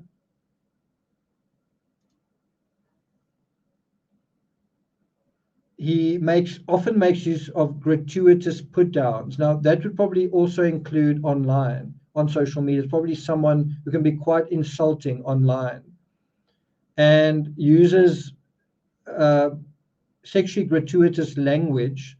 Do you see the word gratuitous coming up again, right?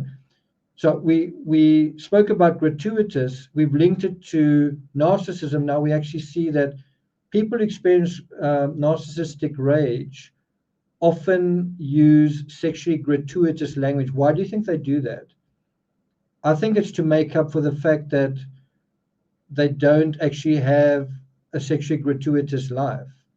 The sexually gratuitous language is kind of verbal compensation for what they lack in reality.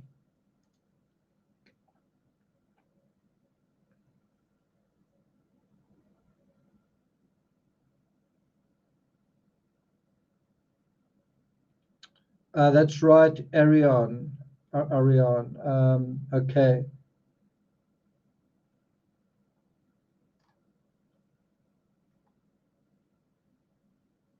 Javier says some people saying drug related. So whether the drug is social media, and social media can be like a drug, whether the drug is kind of like being in love, like where I think I'm in love, right? But the other person isn't. The other things you can be addicted to as well, like drugs, like alcohol, like pornography, right? So it could be drug related, and the drugs could exacerbate the vulnerable narcissist. Bear in mind, if he's already someone who's prone or vulnerable to being addicted to social media, he's probably also vulnerable to be addicted to drugs. He's vulnerable to be an addict, right?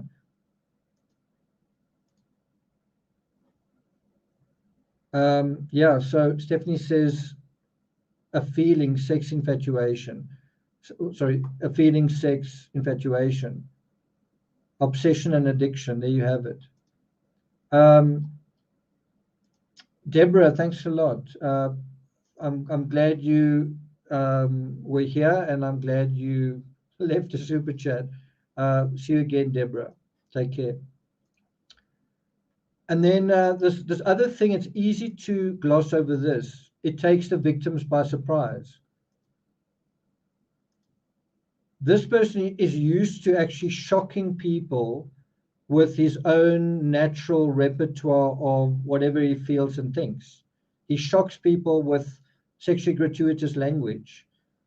Because he's so impotent, because he lacks agency, because he's vulnerable, he tries to come across with kind of false bravado.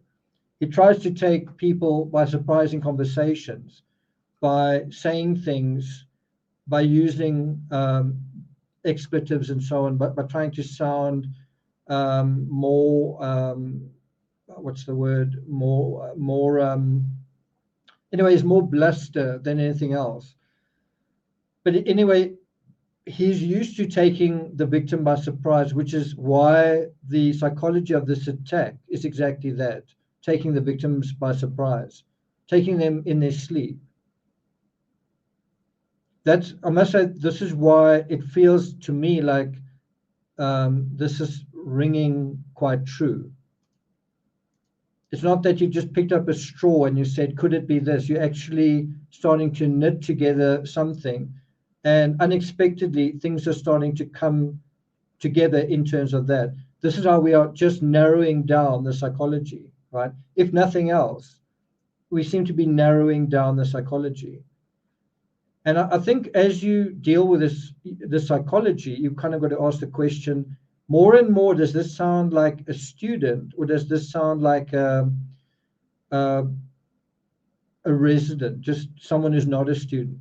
Does this sound like it could be a soldier, right? And I think if you think about what is going on in a student's life, if it's not a fairy tale, they are trying to individuate, they're trying to become people, they're trying to develop agency, they're trying to develop confidence. This is someone who's not having the absolute fairy tale life that you sort of see in, where's that picture?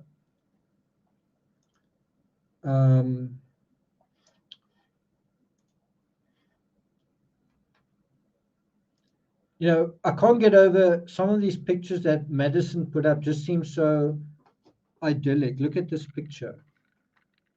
You know, it just seems like a fairy tale. This is obviously in Waikiki, but a lot of the pictures they put up seem like they are literally living a fairy tale until it becomes a nightmare. But especially that picture. It's not the only one. There's also a picture of them as angels, right? And so this person's fairy tale, how does it become someone else's nightmare, right? I can't be part of your fairy tale. I want to be, but I can't. I see it. It's such a beautiful fairy tale you're living. I want to be part of it. I so badly want to be part of the fairy tale that I can see you are having. Can I be part of your fairy tale? You're so beautiful. You're so happy. I want that. Can I have an invitation? Can I have a little moment in your fairy tale? I can go get them real quick. Okay, please. It's just two girls having. Maybe not. Maybe not.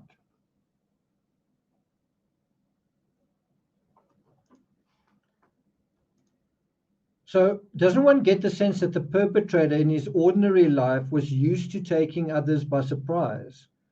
And because of his temper, he tended to have the first move advantage, if only emotionally. So he would lose his temper first. And so in this sense, he's doing the same thing again by attacking them while they're asleep. It's similar to in his own personal life, losing his temper, acting out first. He has the first move advantage. It's a pattern that he's kind of used to. He acts out his emotion because of a hair-triggered temper. It's almost, you could almost say maybe he thinks of that as a defense mechanism.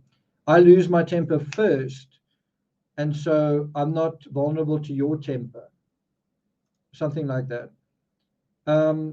A sign that we are getting somewhere with our psychological profile, entitlement and resentment are key traits here, right?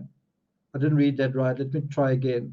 A sign that we are getting somewhere in our psychological profile is that entitlement and resentment are the key traits here.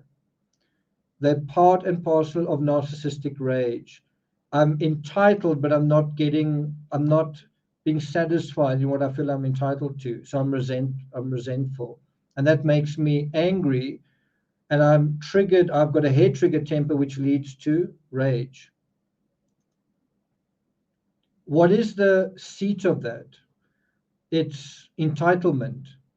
And I would say right next to that, especially if you're a young person, it can also be emasculation. So I actually think it is where we previously said emasculation. Did we say, what did we say? Didn't we say emasculation and entitlement? What's the other one? It was emasculation and entitlement, right? Now he's saying,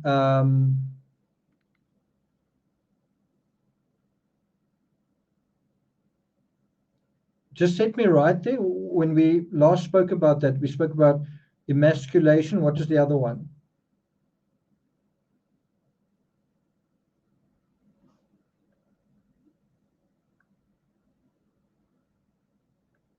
Rage and entitlement. Okay.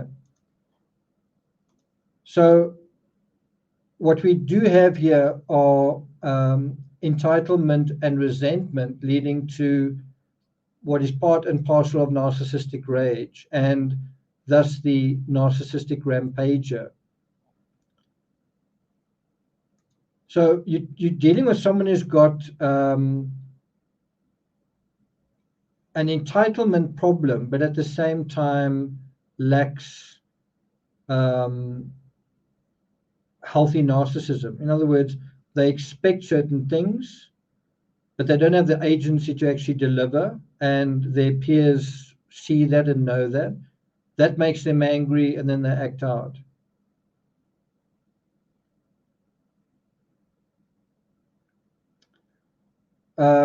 One of my big critics here seems to be Blitzkrieg.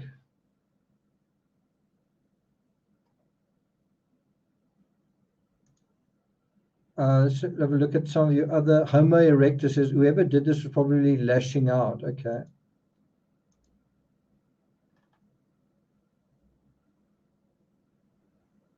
Maybe abandonment issues. Yeah, okay.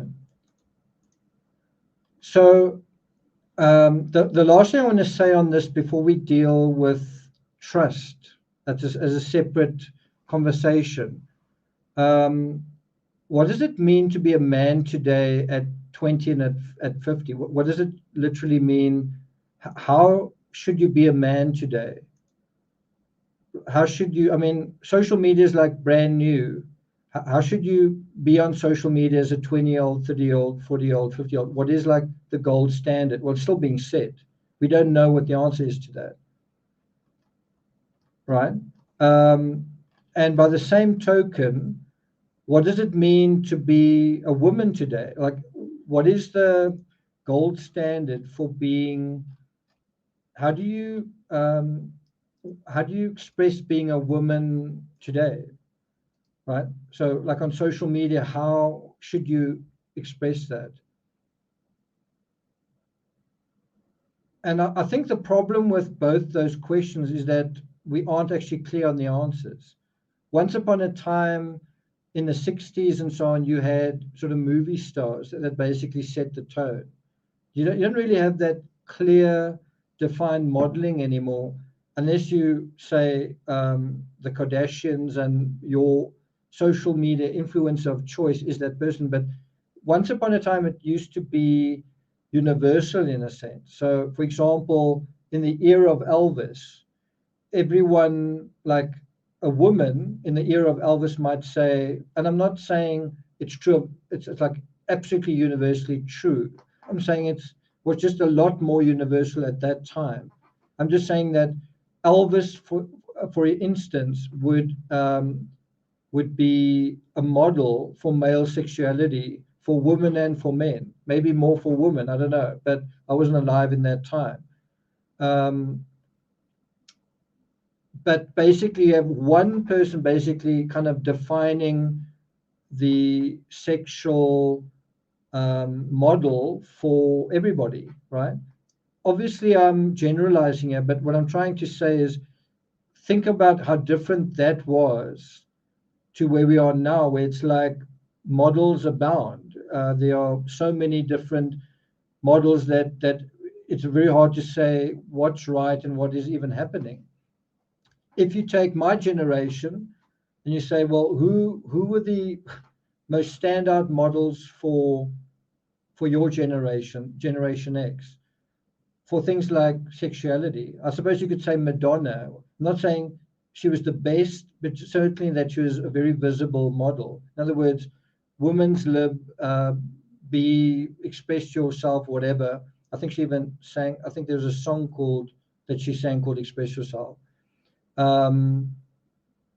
Not that today you don't have big young celebrity rock stars like Taylor Swift, but it just seems that that whole messaging has been fragmented by social media, that you can choose an influencer or you can choose just a girl online that you want to associate yourself with or whatever.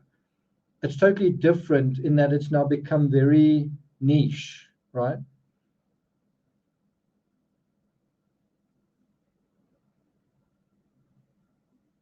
Gian, is it John or Gian? Says, don't jump on me. I'm 65 and old school. Okay. No, that's fine. There are people of all ages here. Okay. So I think that's also kind of an issue is if you are at university level, what are the parameters for sexuality? How much gratuitousness is normal, or is it like unlimited? And there was a time where those parameters were clearly defined. Are they still that defined? Did someone get lost in those parameters? Someone who was trying to find his way? Doesn't feel like that.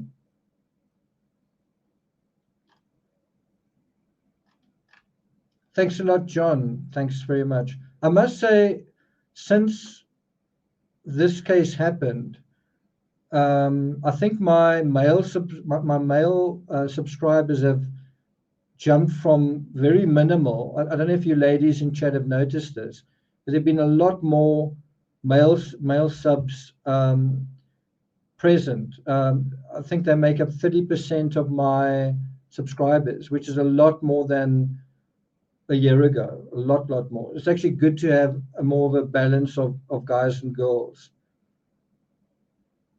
Frisco Chick says, will the killer off himself if cornered?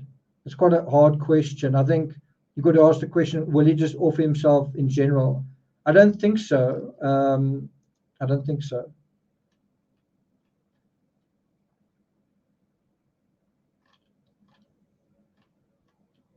Okay. Do you guys want me to deal with trust as a separate topic? How long have I been on? Wow, an hour and 50 minutes. An hour and 50 minutes. Okay, so let's look at the poll. What are the cops doing wrong in this case? 15% said too much emphasis on white vehicle. 20% say car find shared too late. 32% say clearing of potential suspects, 32%. And then also 32% say no coherent profile of killer. So that's sort of what we've tried to do here, is put together a coherent profile. Have I succeeded? Have we succeeded?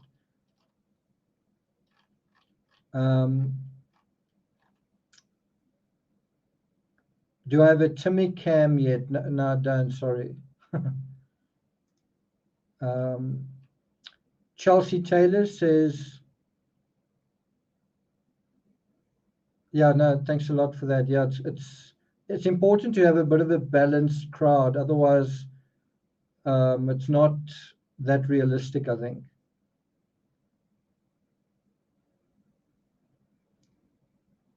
Andrew says, keep going. I don't think I am going to keep going. Just a second.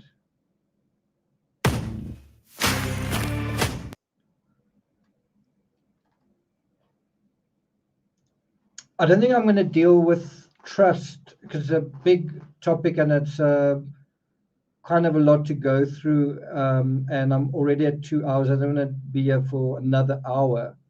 But I do want to deal with a few other issues. So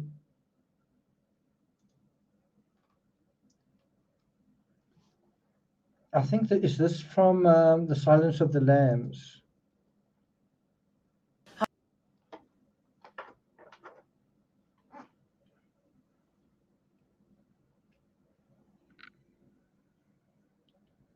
So you guys may remember in the Delphi case, when we were profiling that perpetrator, we dealt with this idea of coveting, right? How do you begin to covet? Listen to these words. Social acceptance and sexual frustrations. No, he covets. That is his nature. And how do we begin to covet, Clarice? So I don't know if you remember those words. That's from The Silence of the Lambs. How do we begin to covet? There you go. Well said, right? What we see every day.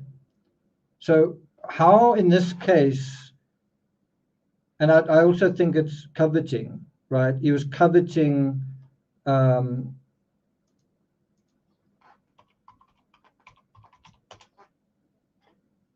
let's have a look at what that actually means. What does it mean to say to covet? What does it mean?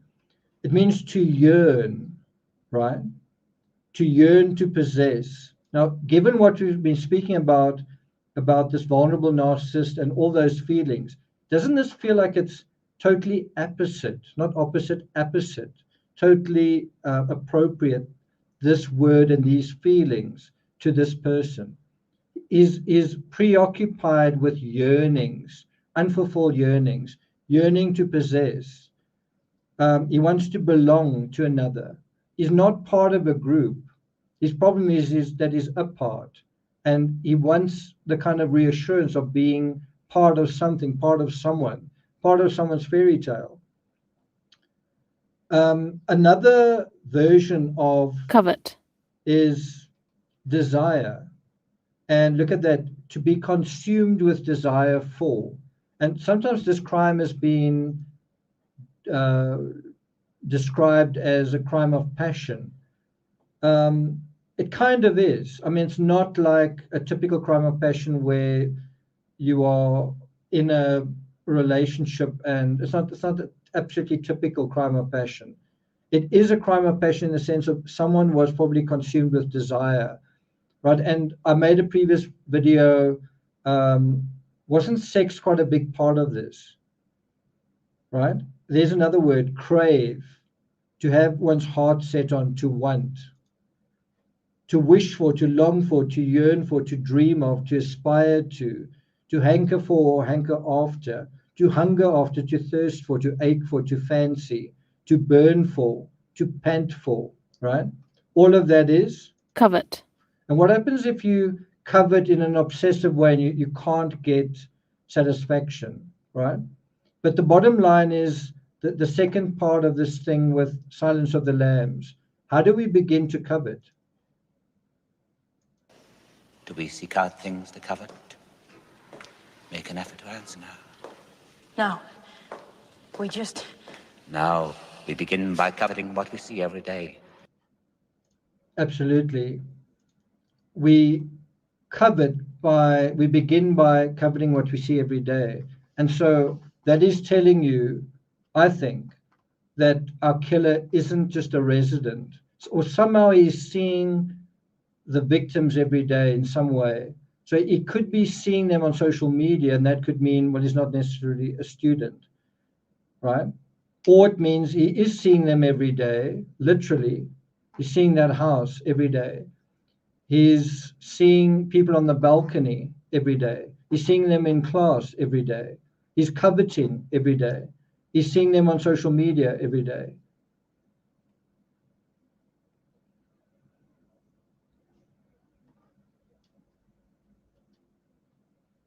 It's as simple as that. You want something you don't or can't have. And some of us, it's not a nice feeling. But some of us deal with that. And I was thinking the other day when I put up a really extensive post on Patreon. I spent hours working on it.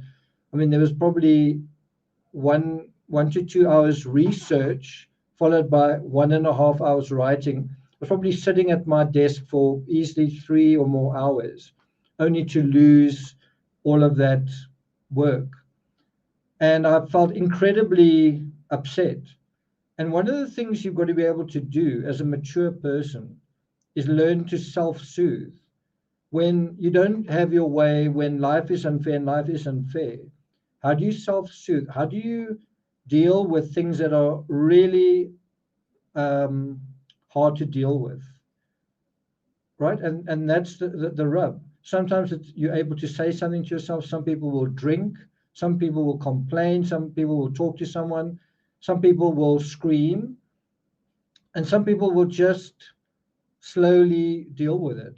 But then there are also people who just cannot deal with it. It just is too overwhelming, right? They cannot actually deal with these slings and arrows. They haven't learned how to shake it off. And that's why they end up committing a crime, because they haven't actually learned the opposite of antisocial is a sort of pro-social way of dealing with negative feelings.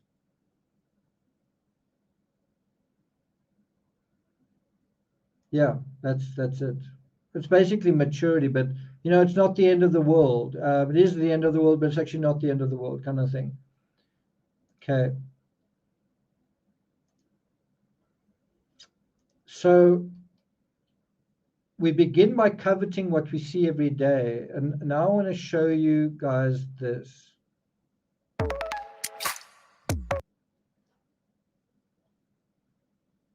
By the way, do you guys want me to take you through the body cam of the girls, like the rest of it? Do you guys want me to sort of walk you through that?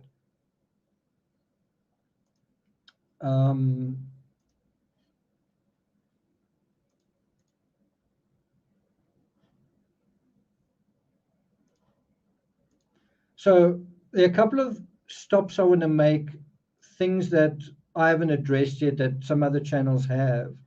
The first one is this one, which comes from Inside Edition.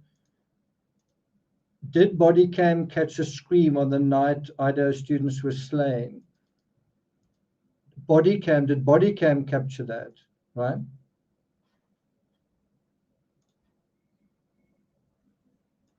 Scream caught on police body cam video the night the 4 University of Idaho students were murdered.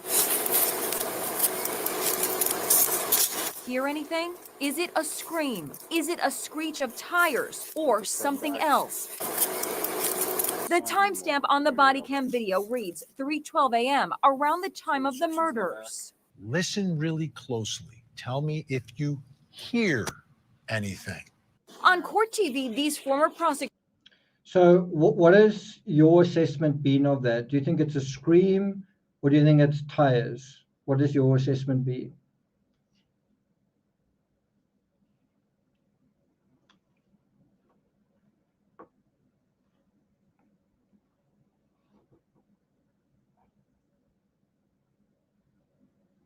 The songbird says bus brakes. That's interesting. Would a bus be driving around at that time? Kathy Chase says tires. Iceland says tires. Kathy says tires. To me, it sounds like it could be tires. I don't think it's a scream, but you can barely hear it. It's very, very, I don't know if it's going to come up again.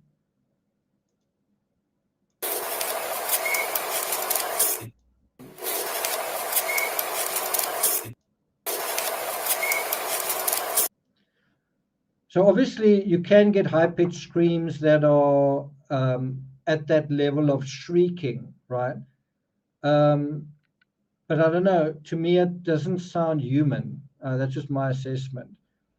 It's obviously such a poor quality thing that you can hear what you want to hear, but it to me doesn't sound, it's very brief and it's very high-pitched. Side edition.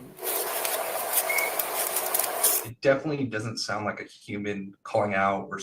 Okay, and I didn't know he was going to say that, by the way. I didn't like play this and I knew he was going to say that, so that's quite interesting.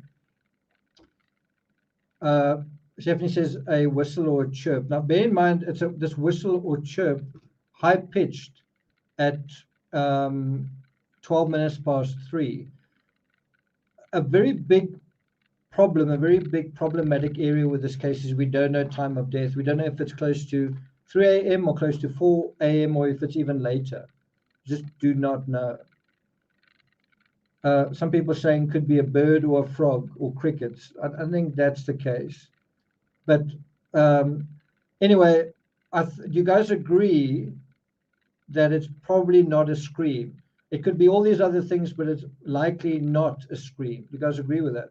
Stephanie makes a good point that even if it's not a scream, if it is a car screeching away, that could indicate time of death.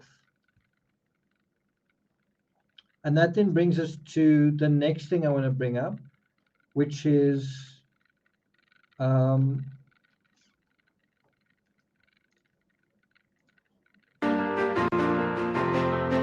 sorry, it's the vape shop manager.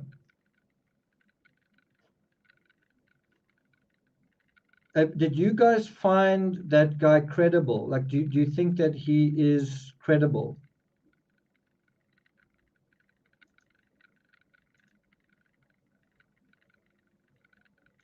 Do you guys think the vape shop guy is credible? Let's play a little excerpt from where he talks. I think it's, I just want to get that. I don't want to play the whole thing.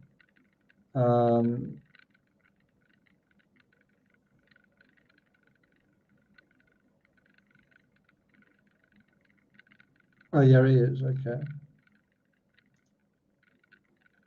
Cody Jaffola, vape shop manager. Okay. Ready. Such a smile on their face. This Moscow, Idaho vape shop owner says victims Kaylee Gonzalez and Maddie Mogan visited the shop about 6 times and talked about a stalker. I made a joke about it earlier. It was like, hey, coming together and stuff like that, it's nice to see you guys trying to stay safe. One of them more or less openly says, oh yeah, we've had a friend of ours be stalked before. So this is kind of why we all travel in a group like this. And just was it Kaylee who said that? Do you remember? No, it was Maddie who actually said that. So Maddie said it, and it was kind of like more mentioning, like motioning to Kaylee too, like who was right next to her. So you could tell that like they obviously all were trying to keep Kaylee safe, you know, and be there for her as good friends. Kaylee's So what do you take from that? Is he saying that it was Kaylee who had a stalker or Maddie who had a stalker? Was Maddie saying that Kaylee had a stalker? How do you understand that? So I think what's quite interesting is you are getting, again, a bit of a sense of who these kids were by where they go, and they go for vaping, right? Vaping is one of the things they do. And while they were there, they chat to this guy and they mention a stalker. So that is the second sort of separate sort of independent reference to that we've gotten. We've heard her father and I think her family talking about it. Now we've heard another reference. And I think the question that I think comes up is the stalker, first of all, the perpetrator? Remember, law enforcement came across stalkers in somewhere, two guys that were just trying to meet girls. You'd imagine that would be in a bar. Is that a stalker, right? Is a stalker someone who comes around unannounced? What is the definition of a stalker? Is it someone that you just don't like? Someone who likes you that you don't like, is that a stalker? Is it someone who looks at your social media? So somebody who just looks at your social media, they're a stalker. Someone who looks at your social media obsessively, is that a stalker? This person that we're talking about that was coveting, is that the stalker that you're talking about? Doesn't it feel like that? Okay, let's play some of that again. Is there any more that he says? Let's play that again.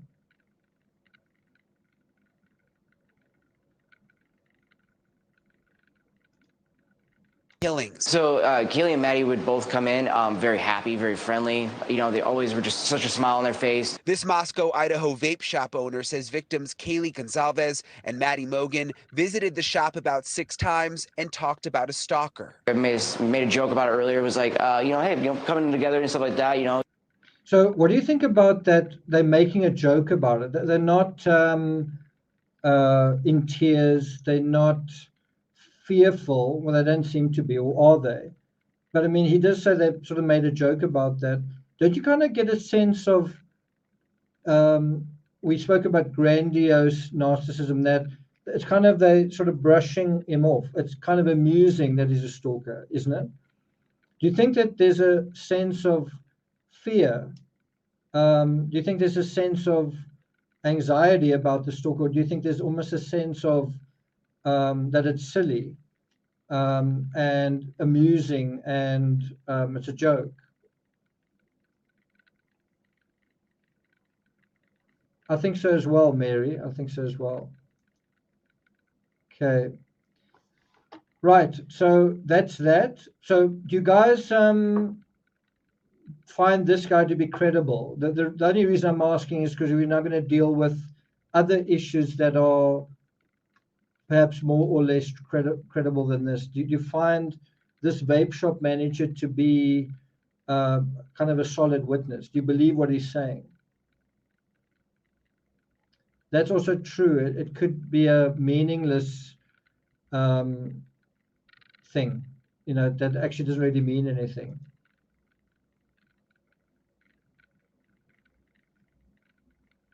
Chelsea says not credible at all. Zircon says weird haircut. Well, do you believe him though? Do you believe him about just what he's saying here? I do. I do, although him being a vape dude, like if, I don't know, that aspect is a little bit strange. Anyway, so, you know, let's continue. So now we're going to deal with, what's this? ongoing threat. People do not have to shelter in place according to the police, but they also say that they don't exactly have a suspect narrowed down right now. So it is a little bit of confusing or seemingly conflicting information, trying to push to make sense of it all, to try to get these dots to connect, because there's a lot of rumors going around about what most comfortable. Okay, so I'm sure you've seen this, and I must say in this area, I made a couple of discoveries that I didn't expect. I had a couple of epiphanies that I really didn't expect. So I think this is the one area where you see a car going up. I think this is the one area. Is it 211? Look at the top of your screen over there in the corner, right? So a lot of people going home early. There is a vigil scheduled for tomorrow at 5 p.m. We know that is confirmed through the university spokesperson, Kyle Faunensteel. So we'll be on site for that as well and bring you the latest there in terms of what exactly transpired, what led to this, if it was an act of aggression. So again, look in the background there. I'm going to slow it down in a moment, but look in the background there, over there, and see if you see something. If it was violent. Not a lot of details are getting confirmed right now. We're continuing to push to ask for these answers to find out what exactly transpired. Okay, so there was a little glimpse at about 2:31, a little glimpse of something happening in the background, right? And let's to lead to these students' deaths. Doug. And Andrew. Okay, so I'm going to just jump onto over there. Makes this most confusing right now in terms of information we've been able to get confirmed. The Keep looking over police here. department does not believe that there is a current ongoing threat. People do not have to shelter in place according to. Believe that there is a current ongoing threat. Believe that there is a current ongoing threat. Believe that there is a current ongoing threat. People do not. The police department. So, you know, what I find really ironic is he says those words, current ongoing threat, and it's like, what, speak of the devil and it appears, you see the vehicle like immediately. I've got to say, it looks right. It looks white. It looks like it's the right shape. It looks like the right sort of size. And so could it be the vehicle, right? So what I'm going to do is I'm going to play this at the slowest possible speed, and we're going to look at that again. Try not to laugh when you hear how drunk this guy sounds at the super slow speed. So let's play it at the slowest possible speed. Okay. So again, keep your eyes in this area. I'm going to put it on full screen. Does not believe that there is a current ongoing threat. People do not have to shelter going threat. Been able to get confirmed. The police department does not believe that there is a current ongoing threat. People do not have to shelter. Okay. So what do you think of that? And what do you think of this idea? I saw it on another channel, this idea, the killers returning to the scene of the crime. Like, what do you think of that whole notion? So Preezy says it's the apartment's parking lot, right?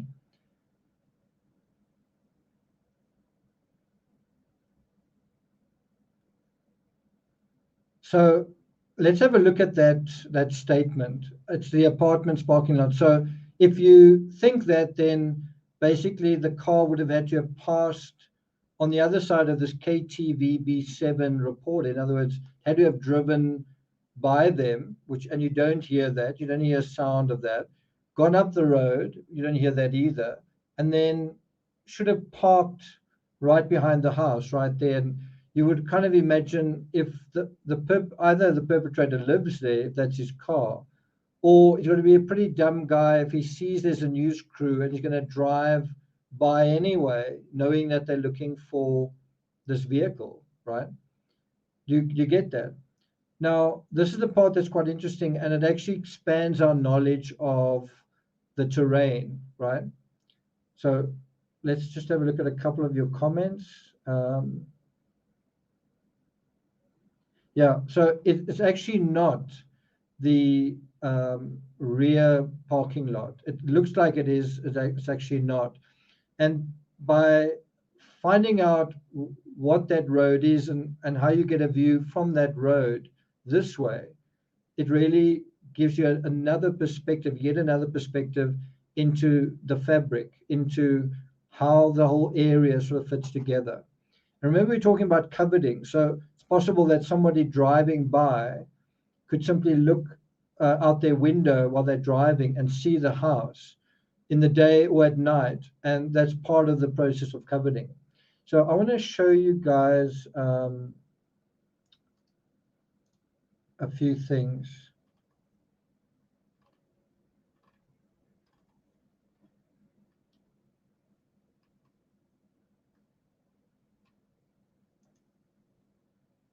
So how many of you guys think that that road where you see that vehicle is over here? How many of you guys think that, let's bring this up to a bit bigger. How many of you guys think there's the house, there is the cameraman, probably somewhere around here, and what you're actually seeing is the vehicle just passing by over here? How many of you guys think that that's what you're seeing? Tracy, hey Jude, says my brain is overloaded.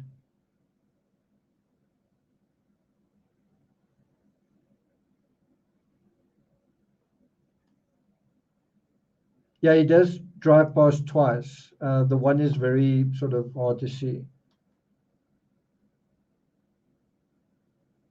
Yeah, it's there's a good answer. It's Walenta Drive. That's someone who knows.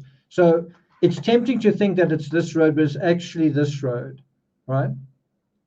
It's actually that road. Now let's have a look at. So that is actually the view from Walenta Road, right? So that is the view you get when you are when you've walked from the upper parking lot. It's a really short walk, maybe 30 seconds. And then you get over here, and when you look back, that's the view through there. You can't quite see the house here, but you can still see through there. Now we're going to look at another image. Let's see if I can find it. So there's the vehicle. So if the vehicle, if you can see the vehicle can see you. The vehicle can see the house. So here's another. This is just to give you an idea of what you're talking about. There's the house. There is that road that is the upper level. It actually terminates somewhere around here. And it's actually a car driving down that road that is seen through like a break in the tree line. That's actually what you're seeing. It's not on this road. It would be crazy for this person to drive into a dead end with the media, even though they'd seen a media camera, if it was the perpetrator. So anyway, you have someone driving down here, and there is that vehicle. And do I have another image of it? No, I don't think I have the image that I want. Okay, so let me, I don't have the image that I want, so I'm going to go to Google Maps. Right, I'm going to take you guys to Google Maps, and we are now over there, right? So the car's coming from this vantage point, right? It's coming down this road, and we want to try and catch a view of the house from here. The house is somewhere here. There's a break in the trees here, and there's the house.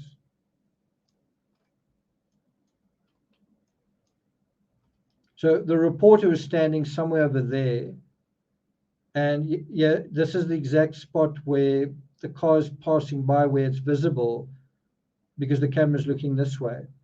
So someone driving this way who wants to get a view of the house from in a sort of a private setting, this is quite a good spot.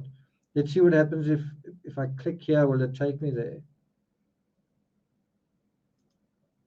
No, it's not. Okay. Does that make sense? So I must say how my understanding of the terrain has definitely changed. Was I was under the impression that you got to Walenta Drive by going up a hill and then down the other side. Actually, Walenta Drive is on a hill at this point, and you can literally see this house from that perspective. So just investigating this aspect has improved our ability to know this part of the geography, right?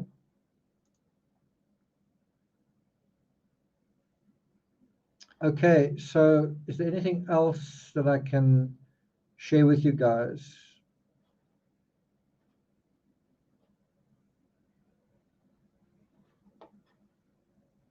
I'm not sure if there was, oh, there was one other thing I wanted to do. There was one other thing I wanted to look at. Okay.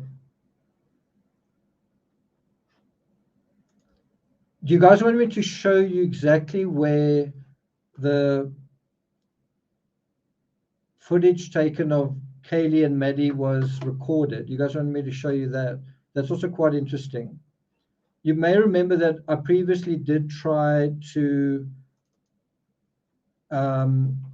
find my way there, and I probably spent half an hour just trying to find those cracks in the pavement. And another channel did exactly the same thing, but in person, actually went there. But I'm going to take you there through Google Maps. You can also find it that way. So let's see if I can bring that up. Give me just a moment. I need to close a few screens here.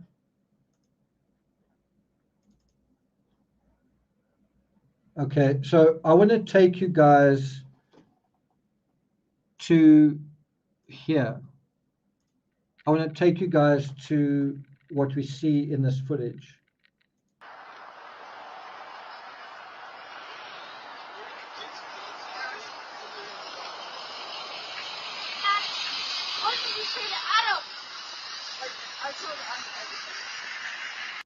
So we want to pay attention to a couple of things. Obviously, in that screen grab, you see these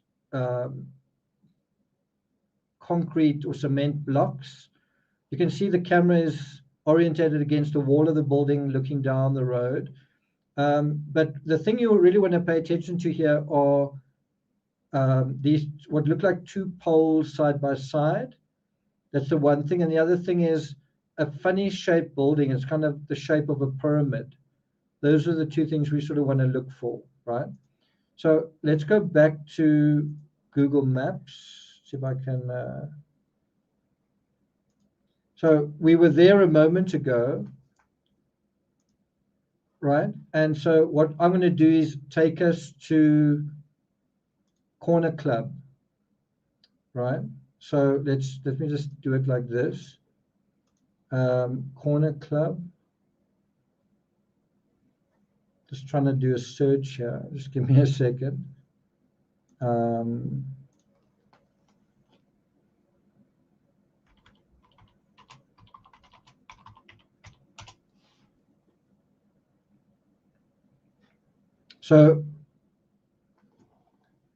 So right now we are at 112 King Road, and we want to go up to Corner Club, right? So I'm going to put it on satellite in a moment, but just to show you, 112 King Road.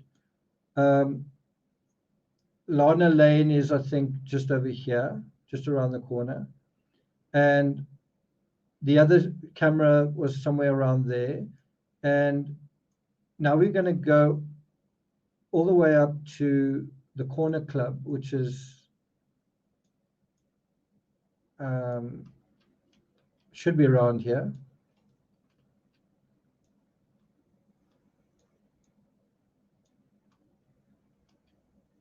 There it is. Okay, so just to show you again, there's corner club. If you go south,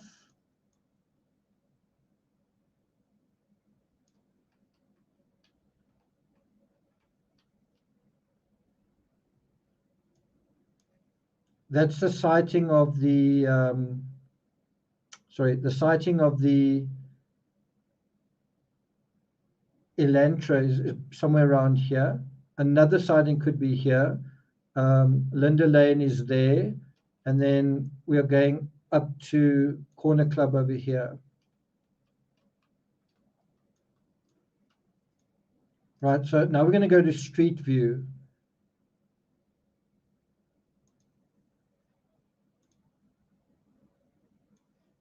And just like magic, there we are. That's the corner club. Okay, there's the corner club. And we want to be walking back in this direction down there. So this is kind of the route that they took at some point. So they kind of probably would have exited somewhere here, crossed the road onto this side, and then they would have been walking down here. Now we're going to follow the route.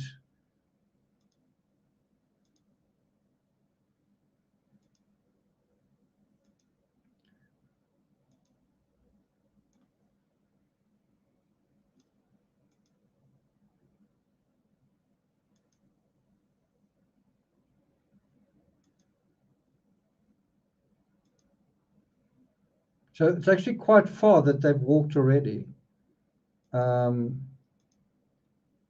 Actually, I think I've made a boo-boo here. I think I took them in the wrong direction. Or it was just not quite as far as that. Why was this so easy the last time?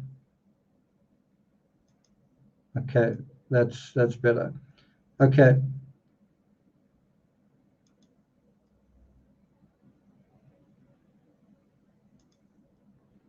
Sorry, they were going in another direction. Okay, so there's corner club, right?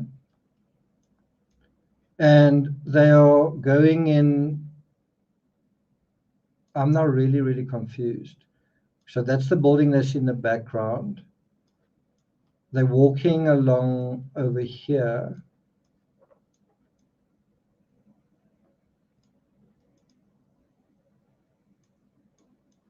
I'm definitely confused. Definitely confused. That's the building that's in the background.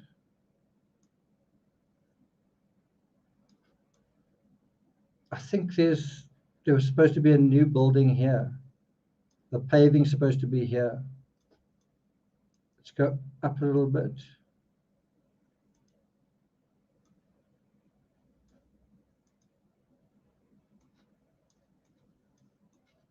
Don't know what I'm not seeing, really. I thought this would be so simple. Unless it's a different road.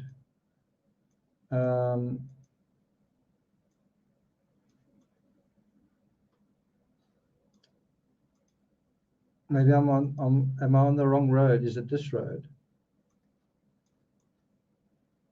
Okay, so that's the problem.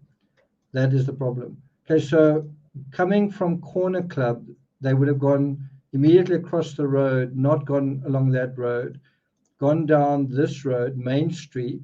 That makes sense. And actually where they went is along this path over here, right? No wonder I couldn't find it. So where you're actually seeing them walking, and it looks like there's a pole and a tree, I think is actually right there. I think that's exactly where it is. And the camera on the building is right over there. quite interesting how hard it was to find, even though I kind of knew where it was. Does that make sense? So if you look at it from this perspective, there's that pyramid-shaped building, and Corner Club is over there, and they must have come across this road, and they were walking down Main Street down here. Obviously no vehicles parked here, but these are parking bays all along here.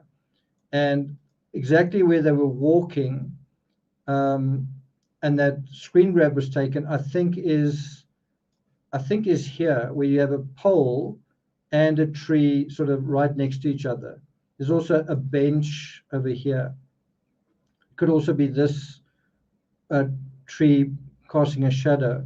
The other thing to look at is just how the paving here is very, the squares are very kind of extreme in a way. The cracks in the pavement are quite pronounced. I think you guys call it a sidewalk, but there's quite a good view of it.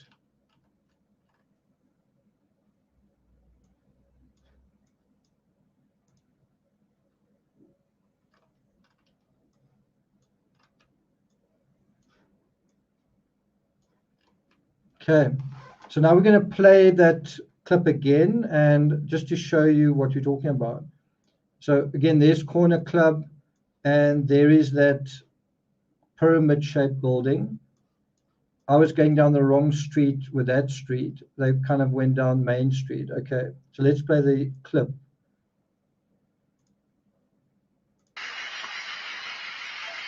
Here's that building.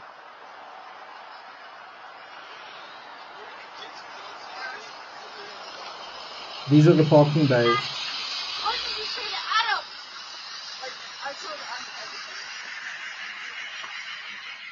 So you've got those two poles side by side, and then one looks like a pole and a tree, and then another possibly tree.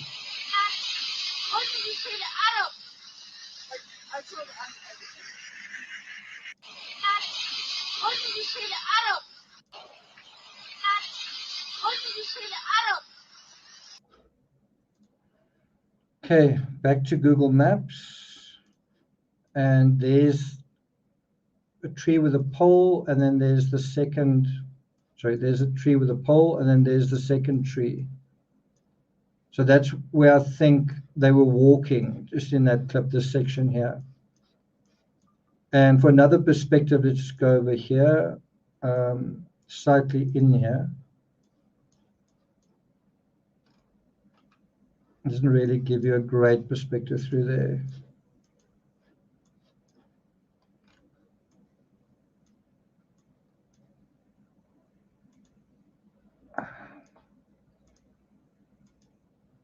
Keeps taking me too far. No, I don't want to go that far. Anyway, that's the perspective.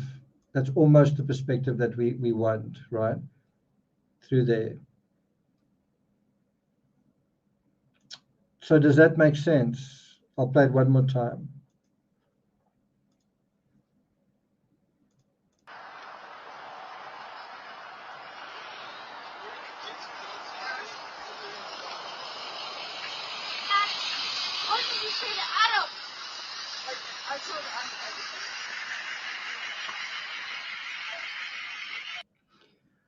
As Stephanie says, there does actually seem to be some emotion in when she says, "What did you say to Adam?" Right? It doesn't seem like it's just two girls talking. It seems like there's some emotion behind that.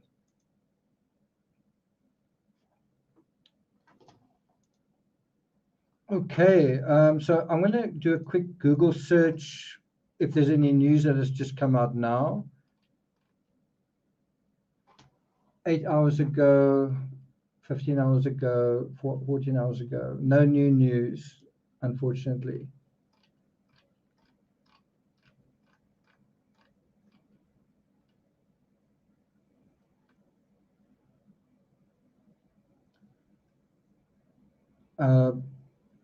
News.com.au in Australia has only just picked up on the high-pitched sound that's only just come out.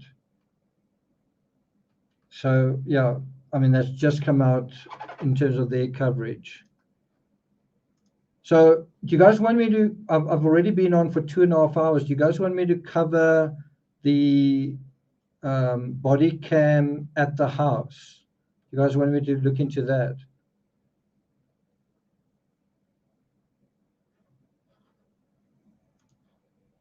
I don't know if I'll cover all of it, but we can maybe look into some of it.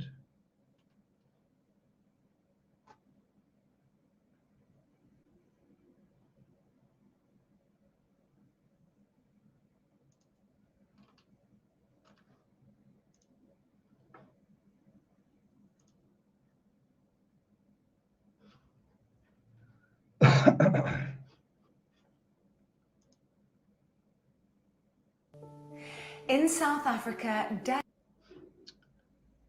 I'm just gonna try and bring it up.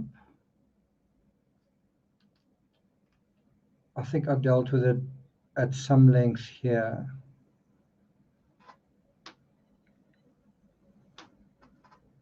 Quite a long video, it's like 20 minutes long. Please. Okay, you guys ready?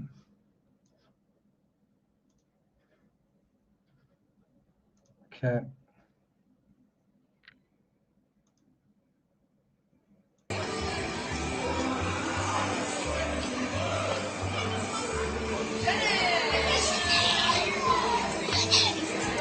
Now let's go make contact.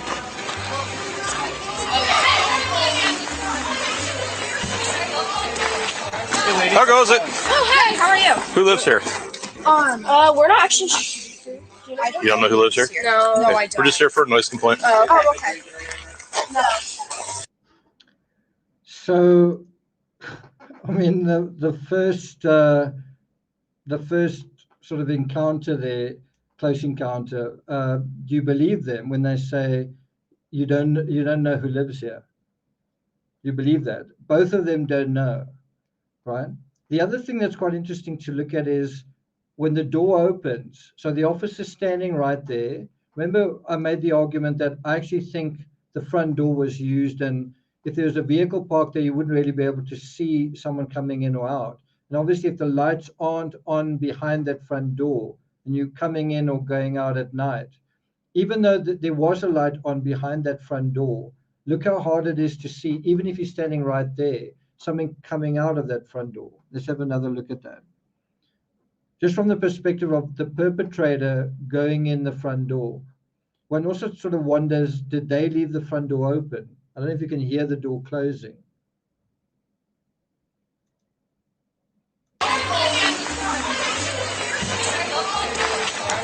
How goes it? Oh, hey, how are you? Who lives here? There's the front door.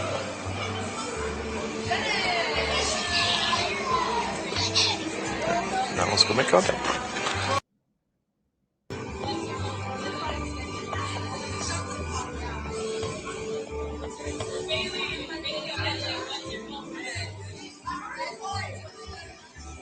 So did you guys hear Kaylee? Let's play that again.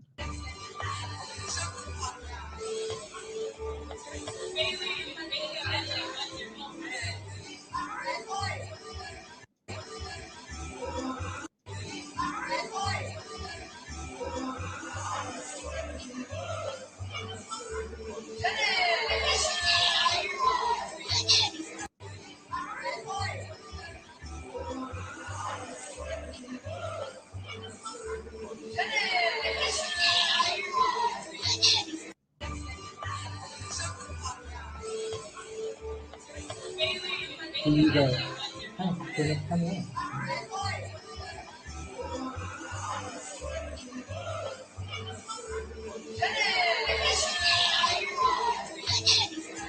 Now let's go make contact.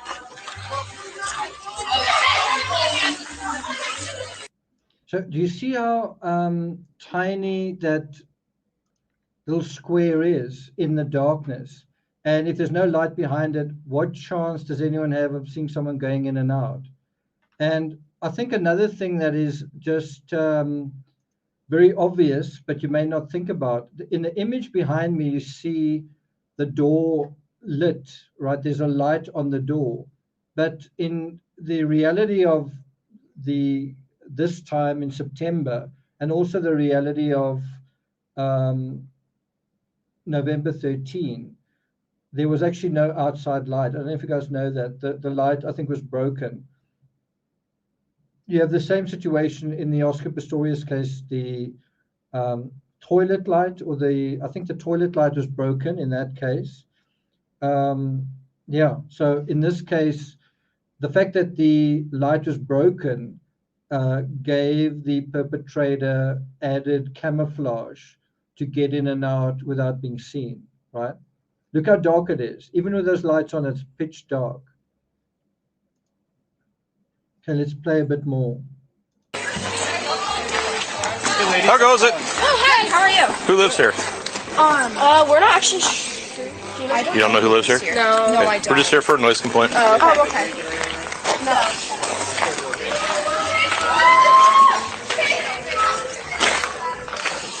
The other ones were because they ran like crazy. Beat on the damn door.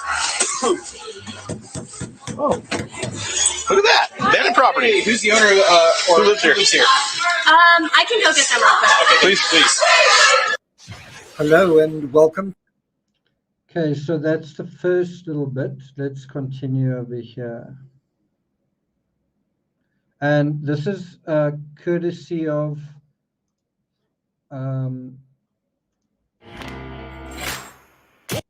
sorry about that. This is courtesy of Truth and Transparency channel. I'll put a link to that in chat if you want to go there and check out what's going on. Okay, don't know why this ad showing. Shouldn't be. Just get beyond the ad.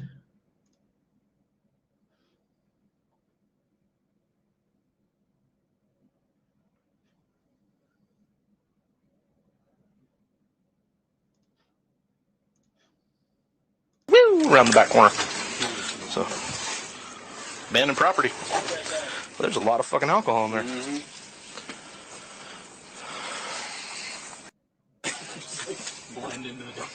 Yeah.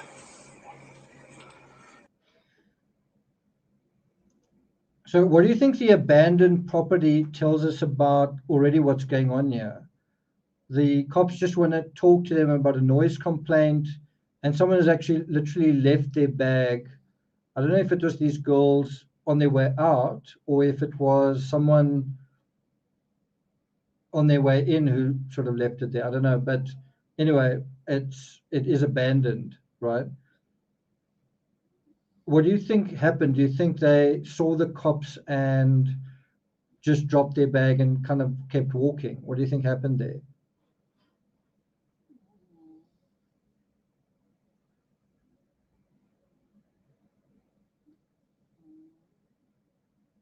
A voice says, I don't think they're doing anything wrong.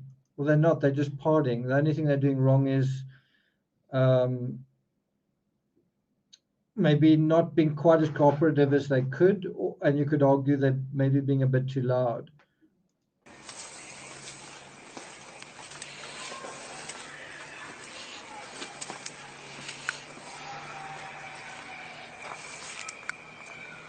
Well, that's all the way over there. Just everyone fucking ran away? They're not going to come back? Do you think I'm going to leave?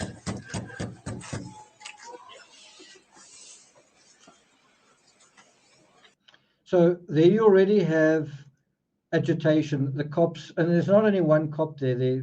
I think, is there two or three of them? I'm not sure, but they're already annoyed, and it's already quite clear what's going on. The other thing that's quite interesting is the cops decide not to walk up that steep embankment to the, I don't know if that's trespassing, but they just elect to try and gain access, get an exchange at the front door. So these are, let's say, relative strangers to the home, and they are sort of gravitating to the front door. Just quite interesting.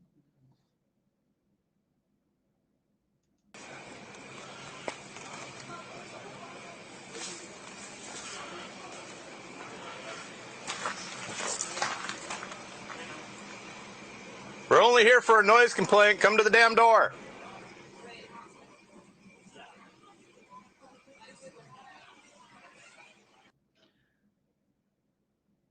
So don't you have the impression that that window is open and he's shouting because he can hear their voices, and you would imagine that they can hear him?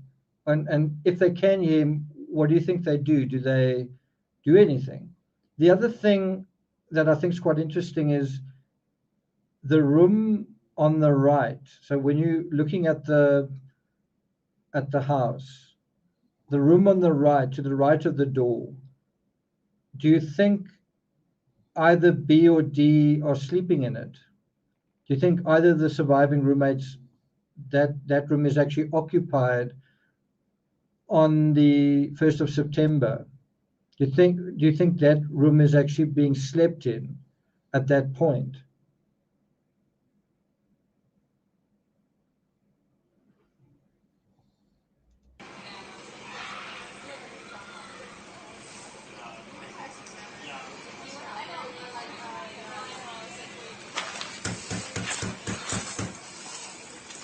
Teach you how to knock.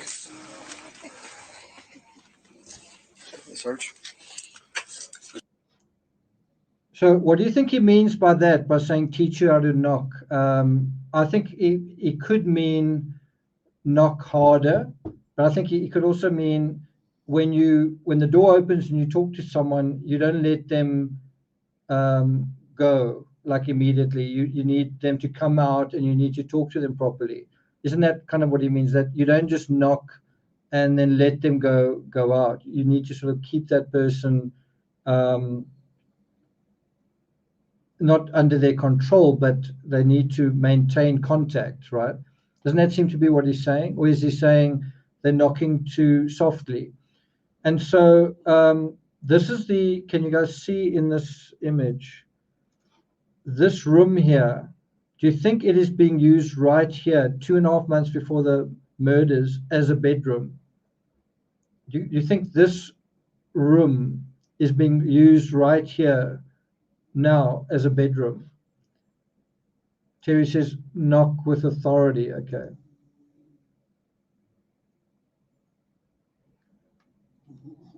I think he's just annoyed. He's just not very happy with what's kind of going on.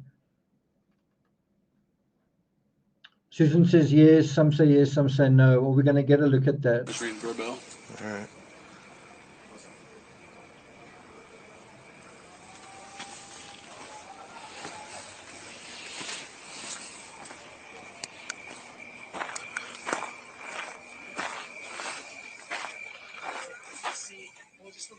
Hey, bud.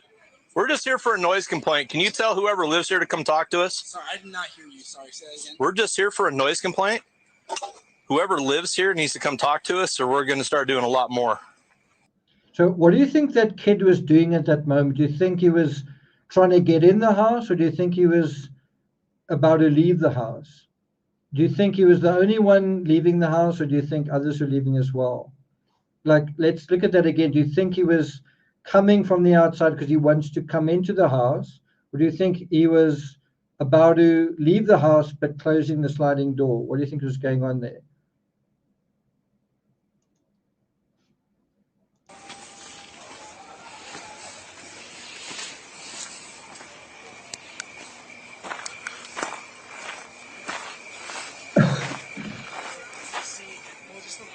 Hey, bud. We're just here for a noise complaint. Can you tell whoever lives here to come talk to us? Sorry, I did not hear you. Sorry.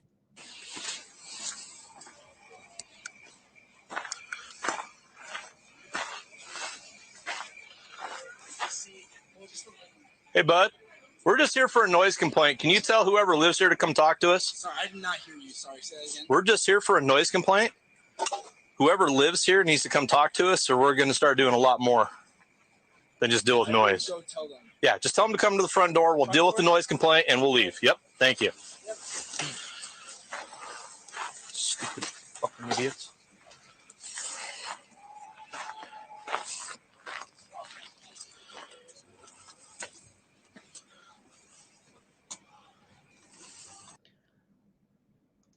So it's probably over-analyzing this, but do you notice how the kid on the platform above doesn't really come down?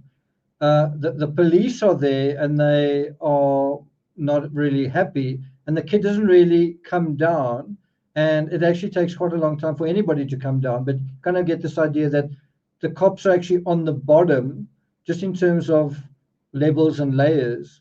The cops are on the bottom, and the kids are almost like in a castle in the air. They're sort of on a higher level, right? You know what I mean? And it is just quite interesting how when the cop gets his attention, he stays on that level, looking down on the authorities.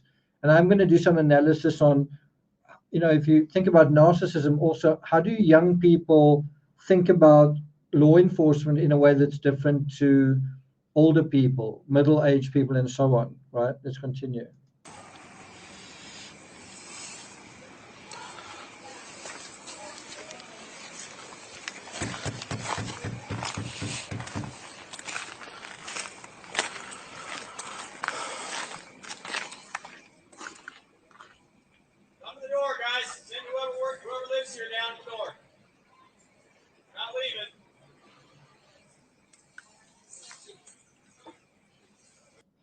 So again, this is really obvious, but you can actually see that there are people inside and there's activity inside, because every single bedroom is illuminated.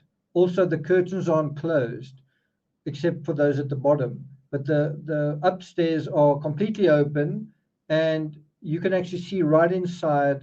And I mean, if you didn't know any better, it's 5 to 9 at night there. Do you think anyone is asleep? And by the same token, if you had arrived at a different time, different day, do you think you'd have a good idea based on it being nighttime and based on whether the house is in light or in darkness, or some lights are on and some lights aren't? Would you have a fairly good idea of are the people inside sleeping or awake, right? It's one of those houses that's it's kind of like open cards. It's kind of like it's a house that sort of wears its heart on its sleeve, in the sense of windows, bedrooms, windows, bedrooms, windows, bedrooms, and you can see right around the house, right? You can see very clearly the face of this house and what's going on. Some houses, that's not the case. The Ramsey house, it's actually quite difficult to see because it's a very complicated house. I think it's got 112 windows. Some houses aren't like that, but some are, right?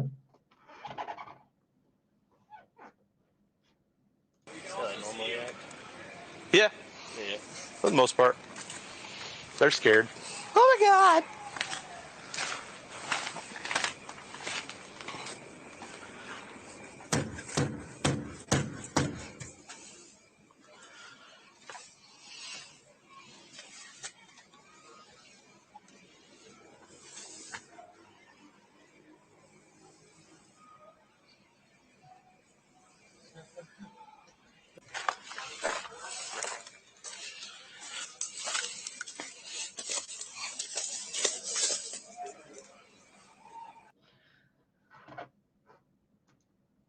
It's actually quite incredible that they can actually hear the kids inside. And you imagine that the kids can hear them outside, and yet there's just no effort to sort of go to them. And it kind of makes you wonder if they're used to ignoring sounds or they selectively hear what they want to hear. It kind of makes you wonder if the survivors did hear something, but they just didn't really pay any attention to it. Did maybe hear a shout or a scream or a thud, but just ignored it. Because you kind of get the sense here that some of the kids are just ignoring what's going on. They either don't know what's going on, or and aren't really paying attention to it, or they are just ignoring it. I think someone's coming down now. You've got, I think, several people coming down. Finally! Freestyle carry, instant access. So how did he know that someone was coming down? Well, he could clearly see that through the window. So those windows are actually quite big and big enough to tell you what's going on inside the house. I mean, that's literally what's going on here. You've got a cop on the outside of the house that's able to kind of tell what's going on the inside while he's on the outside. Isn't that exactly, first of all, what the killer was able to do when he committed the crime, but also how the killer began to covet. The killer maybe often looked inside that house from the outside, from his home or from some other perspective, going to class or coming back from class or going to a sorority or whatever it was, right? It's easy to feel I want to be inside that particular house. Those windows are sort of golden and inviting and quite big. You can see inside of them. You can hear as well.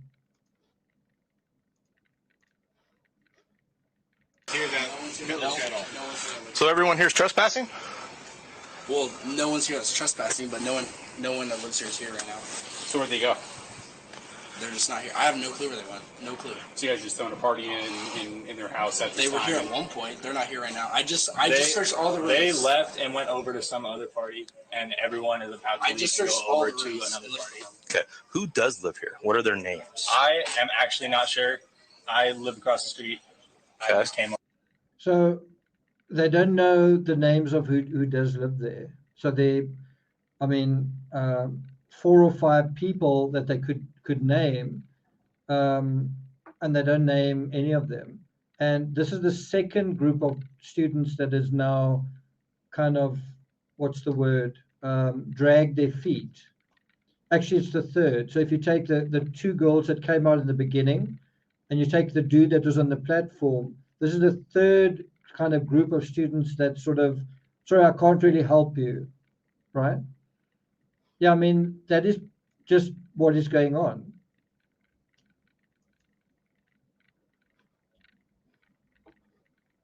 Over. I haven't drank and drive. Male, female, affiliated with? I don't know. I don't know if they're associated with it. I don't know. I guarantee you they're associated with the sorority. As many of them are living here. It's an off-campus sorority house.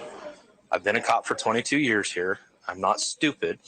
Don't play dumb games with me. I would rather deal with this as a noise complaint than getting a... So the audio there's a little bit out of sync, but you can see he's getting more and more agitated. And why not? I mean, they are lying to him. They aren't helping him. And, if this is how kids treat a cop, how could they treat another kid who they don't really respect or don't like even? Let me say that again. If this is how they treat a cop who's an older person and a kind of authority figure, and he gets pretty annoyed, right? How might they treat a much younger person who they don't actually like, right?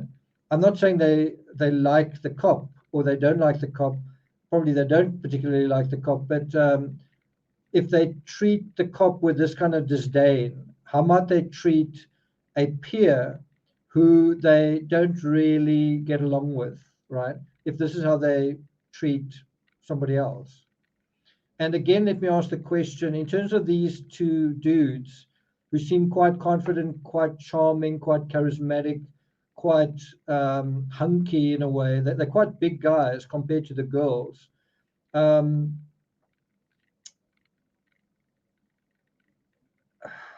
What was I going to say about this?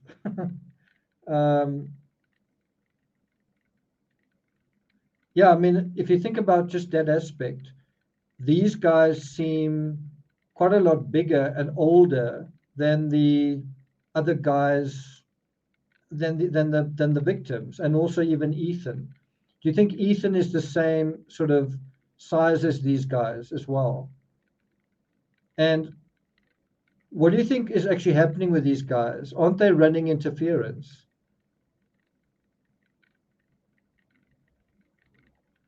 Have these guys volunteered to come and deal with the situation, or has some girl who lives there said, won't you guys go and sort this out for us? Oh, that's what I wanted to say. Do you get a sense of grandiose narcissism from these guys, superiority, entitlement from these guys. In other words, how can you lie to the cops where you say, I don't know who they are, I don't know which sorority they belong to, without feeling superior, quite calm in your superiority? Do you think that's accurate? A hold of the Greek council and the Greek board and all of that, and the dean of students, and playing all these stupid fucking games. All I want to do is deal with the noise complaint. So do you hear what he says there? I'm tired of you basically playing all these fucking games. And it hasn't taken him long to figure out that he is being duped, right? That they are, in a subtle way, just by dragging it out and doing what they're doing, they are pretending to be polite, but are they really being cooperative and helpful and honest? I just want to play that part again where he says, playing these fucking games. Stupid. Don't play dumb games with me. I would rather deal with this as a noise complaint than getting a hold of the Greek council and the Greek board and all of that, and the dean of students, and playing all these stupid fucking games. Okay, so he says, you know, we are playing stupid fucking games. Is there somebody else, not a cop, that felt exactly the same way? Stop playing stupid fucking games with me, right? Be honest. What is going on here? You know, I asked you a question. I asked you about this. I asked you about that. Why didn't you get back to me? What's the answer? Like, I need to be reassured. You know, what's the situation? Stop avoiding me and tell me what is fucking going on here. Could somebody else have felt like that? And did somebody else feel superior and just brush it off and feel like, I'm not really going to deal with this. I don't have to reassure this person. I don't have to deal with this. I can postpone it and just kind of avoid it. I've got other fish to fry. I've got other things I want to kind of deal with, right? Zoe says, I'd be fed up too. I would be too. All I want to do is deal with the noise complaint. Because I guarantee you there's a lot of underage drinking because they left their alcohol behind. Do you want us to try and get a name or a phone number? Please, and if you could. Call someone? We just need to talk to somebody who lives here, because otherwise... So what do you think of that where he says, do you think we can try and get you a name or a phone number? It's almost like he's saying, can you go away or can we go away? So can we close the door and we'll come back? And so what do you think that's really all about? It's really saying, can we, can you let us go? And again, under the sort of assumption of we're going to come back with what you need, right? But isn't it really to go back into the house and to talk to probably Maddie and probably Kaylee and probably B, the surviving housemaid, and who knows who else is there, and ask them, okay, how do you want us to handle this? Are you prepared to come down? Have you gotten rid of this or have you gotten rid of that? Don't you think that's what they're doing? They're trying to sort of buy time, perhaps, you know, because they kind of want to have consensus in how they're going to deal with the situation. Don't you get that sense?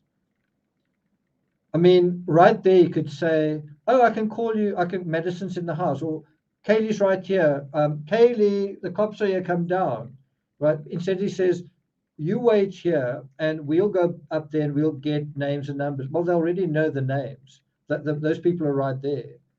So can you see this stupid game? They are still going to play the stupid game, right?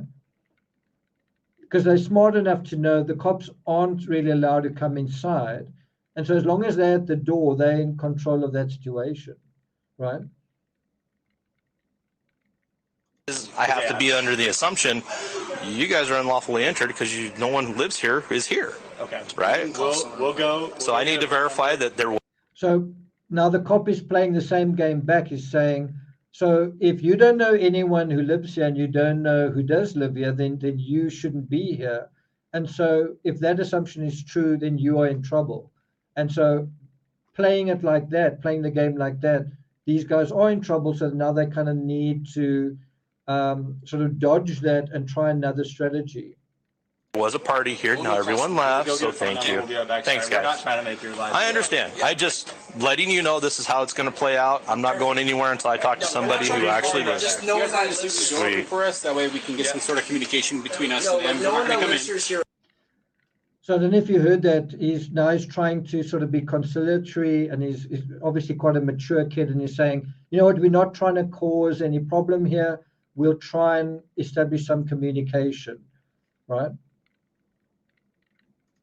No. Yeah. Okay. Thank you. Yeah. Thank you. I do. Thank you. And hey guys, really, we're just coming here for this.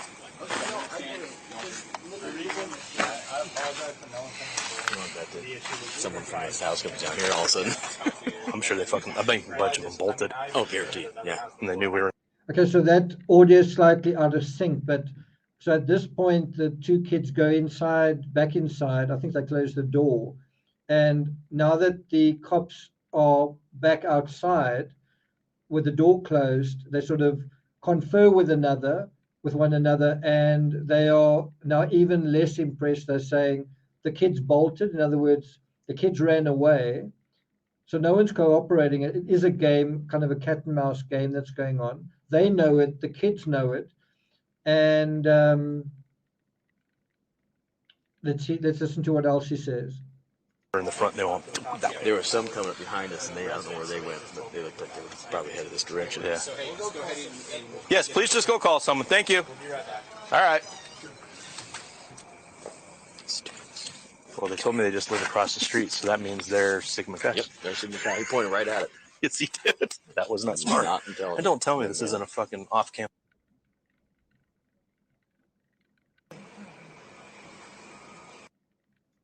So what's quite funny with that as well is when the kids sort of withdraw, they close the door again, right? Because they don't actually want the cops to know what's going on. The whole idea is, yes, we will let you know what's going on, and yes, we will get someone to communicate with you. We're just going to close the door first.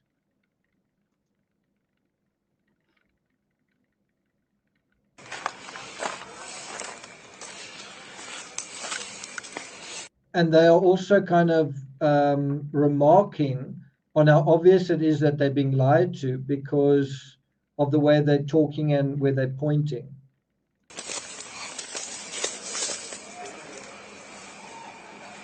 I think someone's coming down now. You've got, I think, several people coming down. Finally! No one's here at all. So everyone here's trespassing? Well, of that, and this somebody who actually lives just there. no one's not to sleep the door for us. That way we can get some sort of communication between us and them. We're just coming here for this.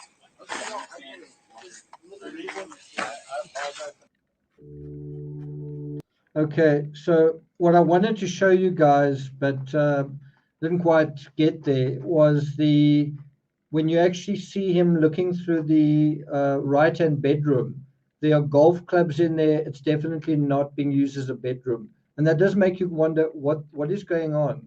At that point in September, what were the sleeping arrangements, right? At that point, I mean, surely it was, the people that we know were staying there. But where were they sleeping if that bottom bedroom on the right wasn't being used as a bedroom?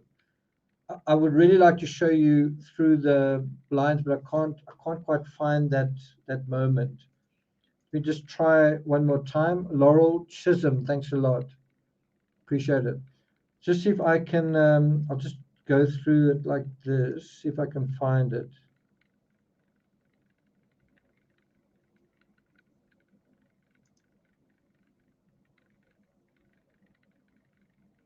Oh, great. There it is. Okay. Sometimes you just get lucky. So let's have a look inside that bedroom.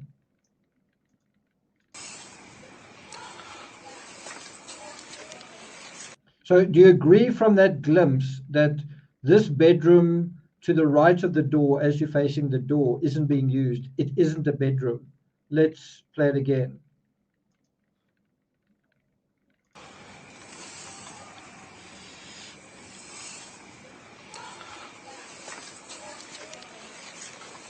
Do you agree? It doesn't even seem to be furnished. There are shelves in there that are bare.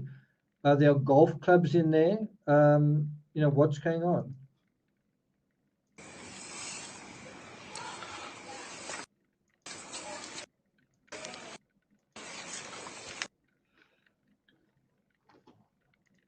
So I suppose you could argue it's not a bedroom, but it was a bedroom on the night of the incident. I suppose another possibility is that there's another bedroom on the other side. How many people sleep in that bedroom? And that is, I think, part of the dynamics we need to get certainty on. What were the possible relationships going on inside that house? We know Ethan was with Xana. Was there any other kind of thing going on? And if so, did that upset somebody? What were the sleeping arrangements in that house? Does this glimpse through the curtains of this bedroom tell us anything useful? Let's look at it one more time.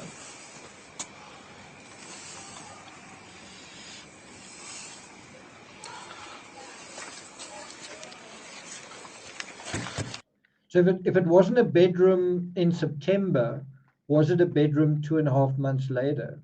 If so, why wasn't it a bedroom in September? Was it because someone had moved out? What's the whole story surrounding that? It would be interesting to know. So there's just a little bit of in-depth analysis. There's a lot more that I want to go into in terms of this footage, but I'm going to leave that for a separate episode. I hope you found the analysis here different, independent, useful, meaningful, accurate, and factual. If you're new to the channel, just bear in mind I'm a published author.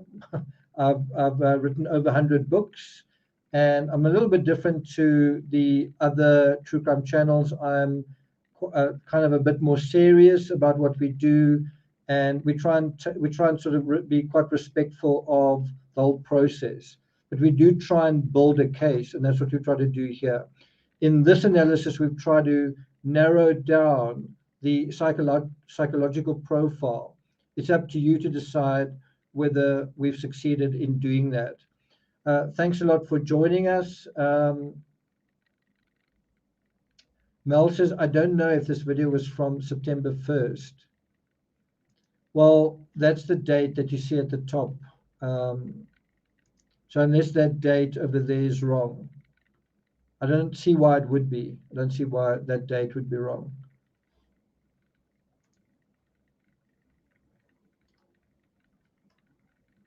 Thanks a lot, Sharon. Yeah, that is the date.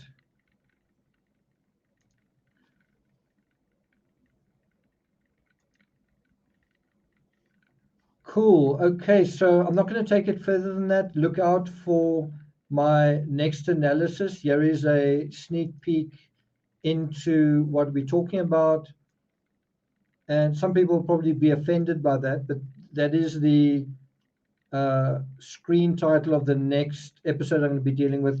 How trustworthy are B and D? Who do you think that refers to? And there's kind of a, what do you call it? A trust meter, and it's trying to show like where should we set that trust meter? How much can we trust these kids, and what does that mean? So that should be, I've already written a script. That should be quite an interesting analysis. Thanks everyone for being here. Thanks a lot to the mods. Thanks to the new members. Thanks for the super chats. Mary says Nick was great in the Watts case. Mary, am I great in this case? And what about Kylie Rodney?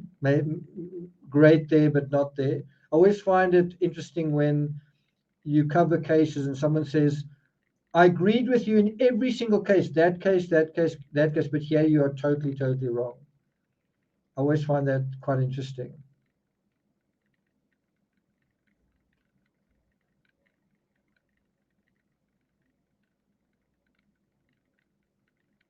Hey, Jude says, thanks, happy holidays. Thanks a lot. Does anyone want to see Timmy? Let's end up on a Timmy note. Timmy, come, go for a walk.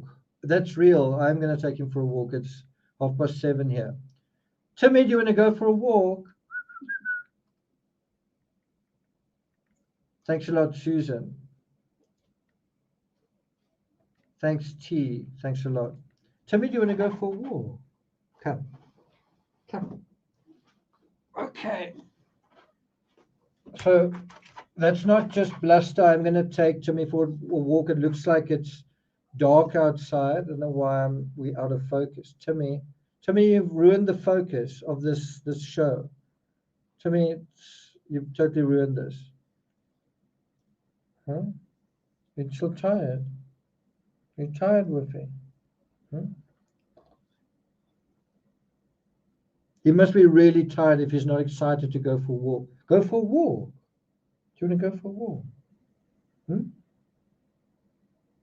I think he's still pretty tired. Definitely still pretty tired. Okay, guys. Hey, Jude, thanks so much. I will be back with some further analysis a little bit later. So watch this space.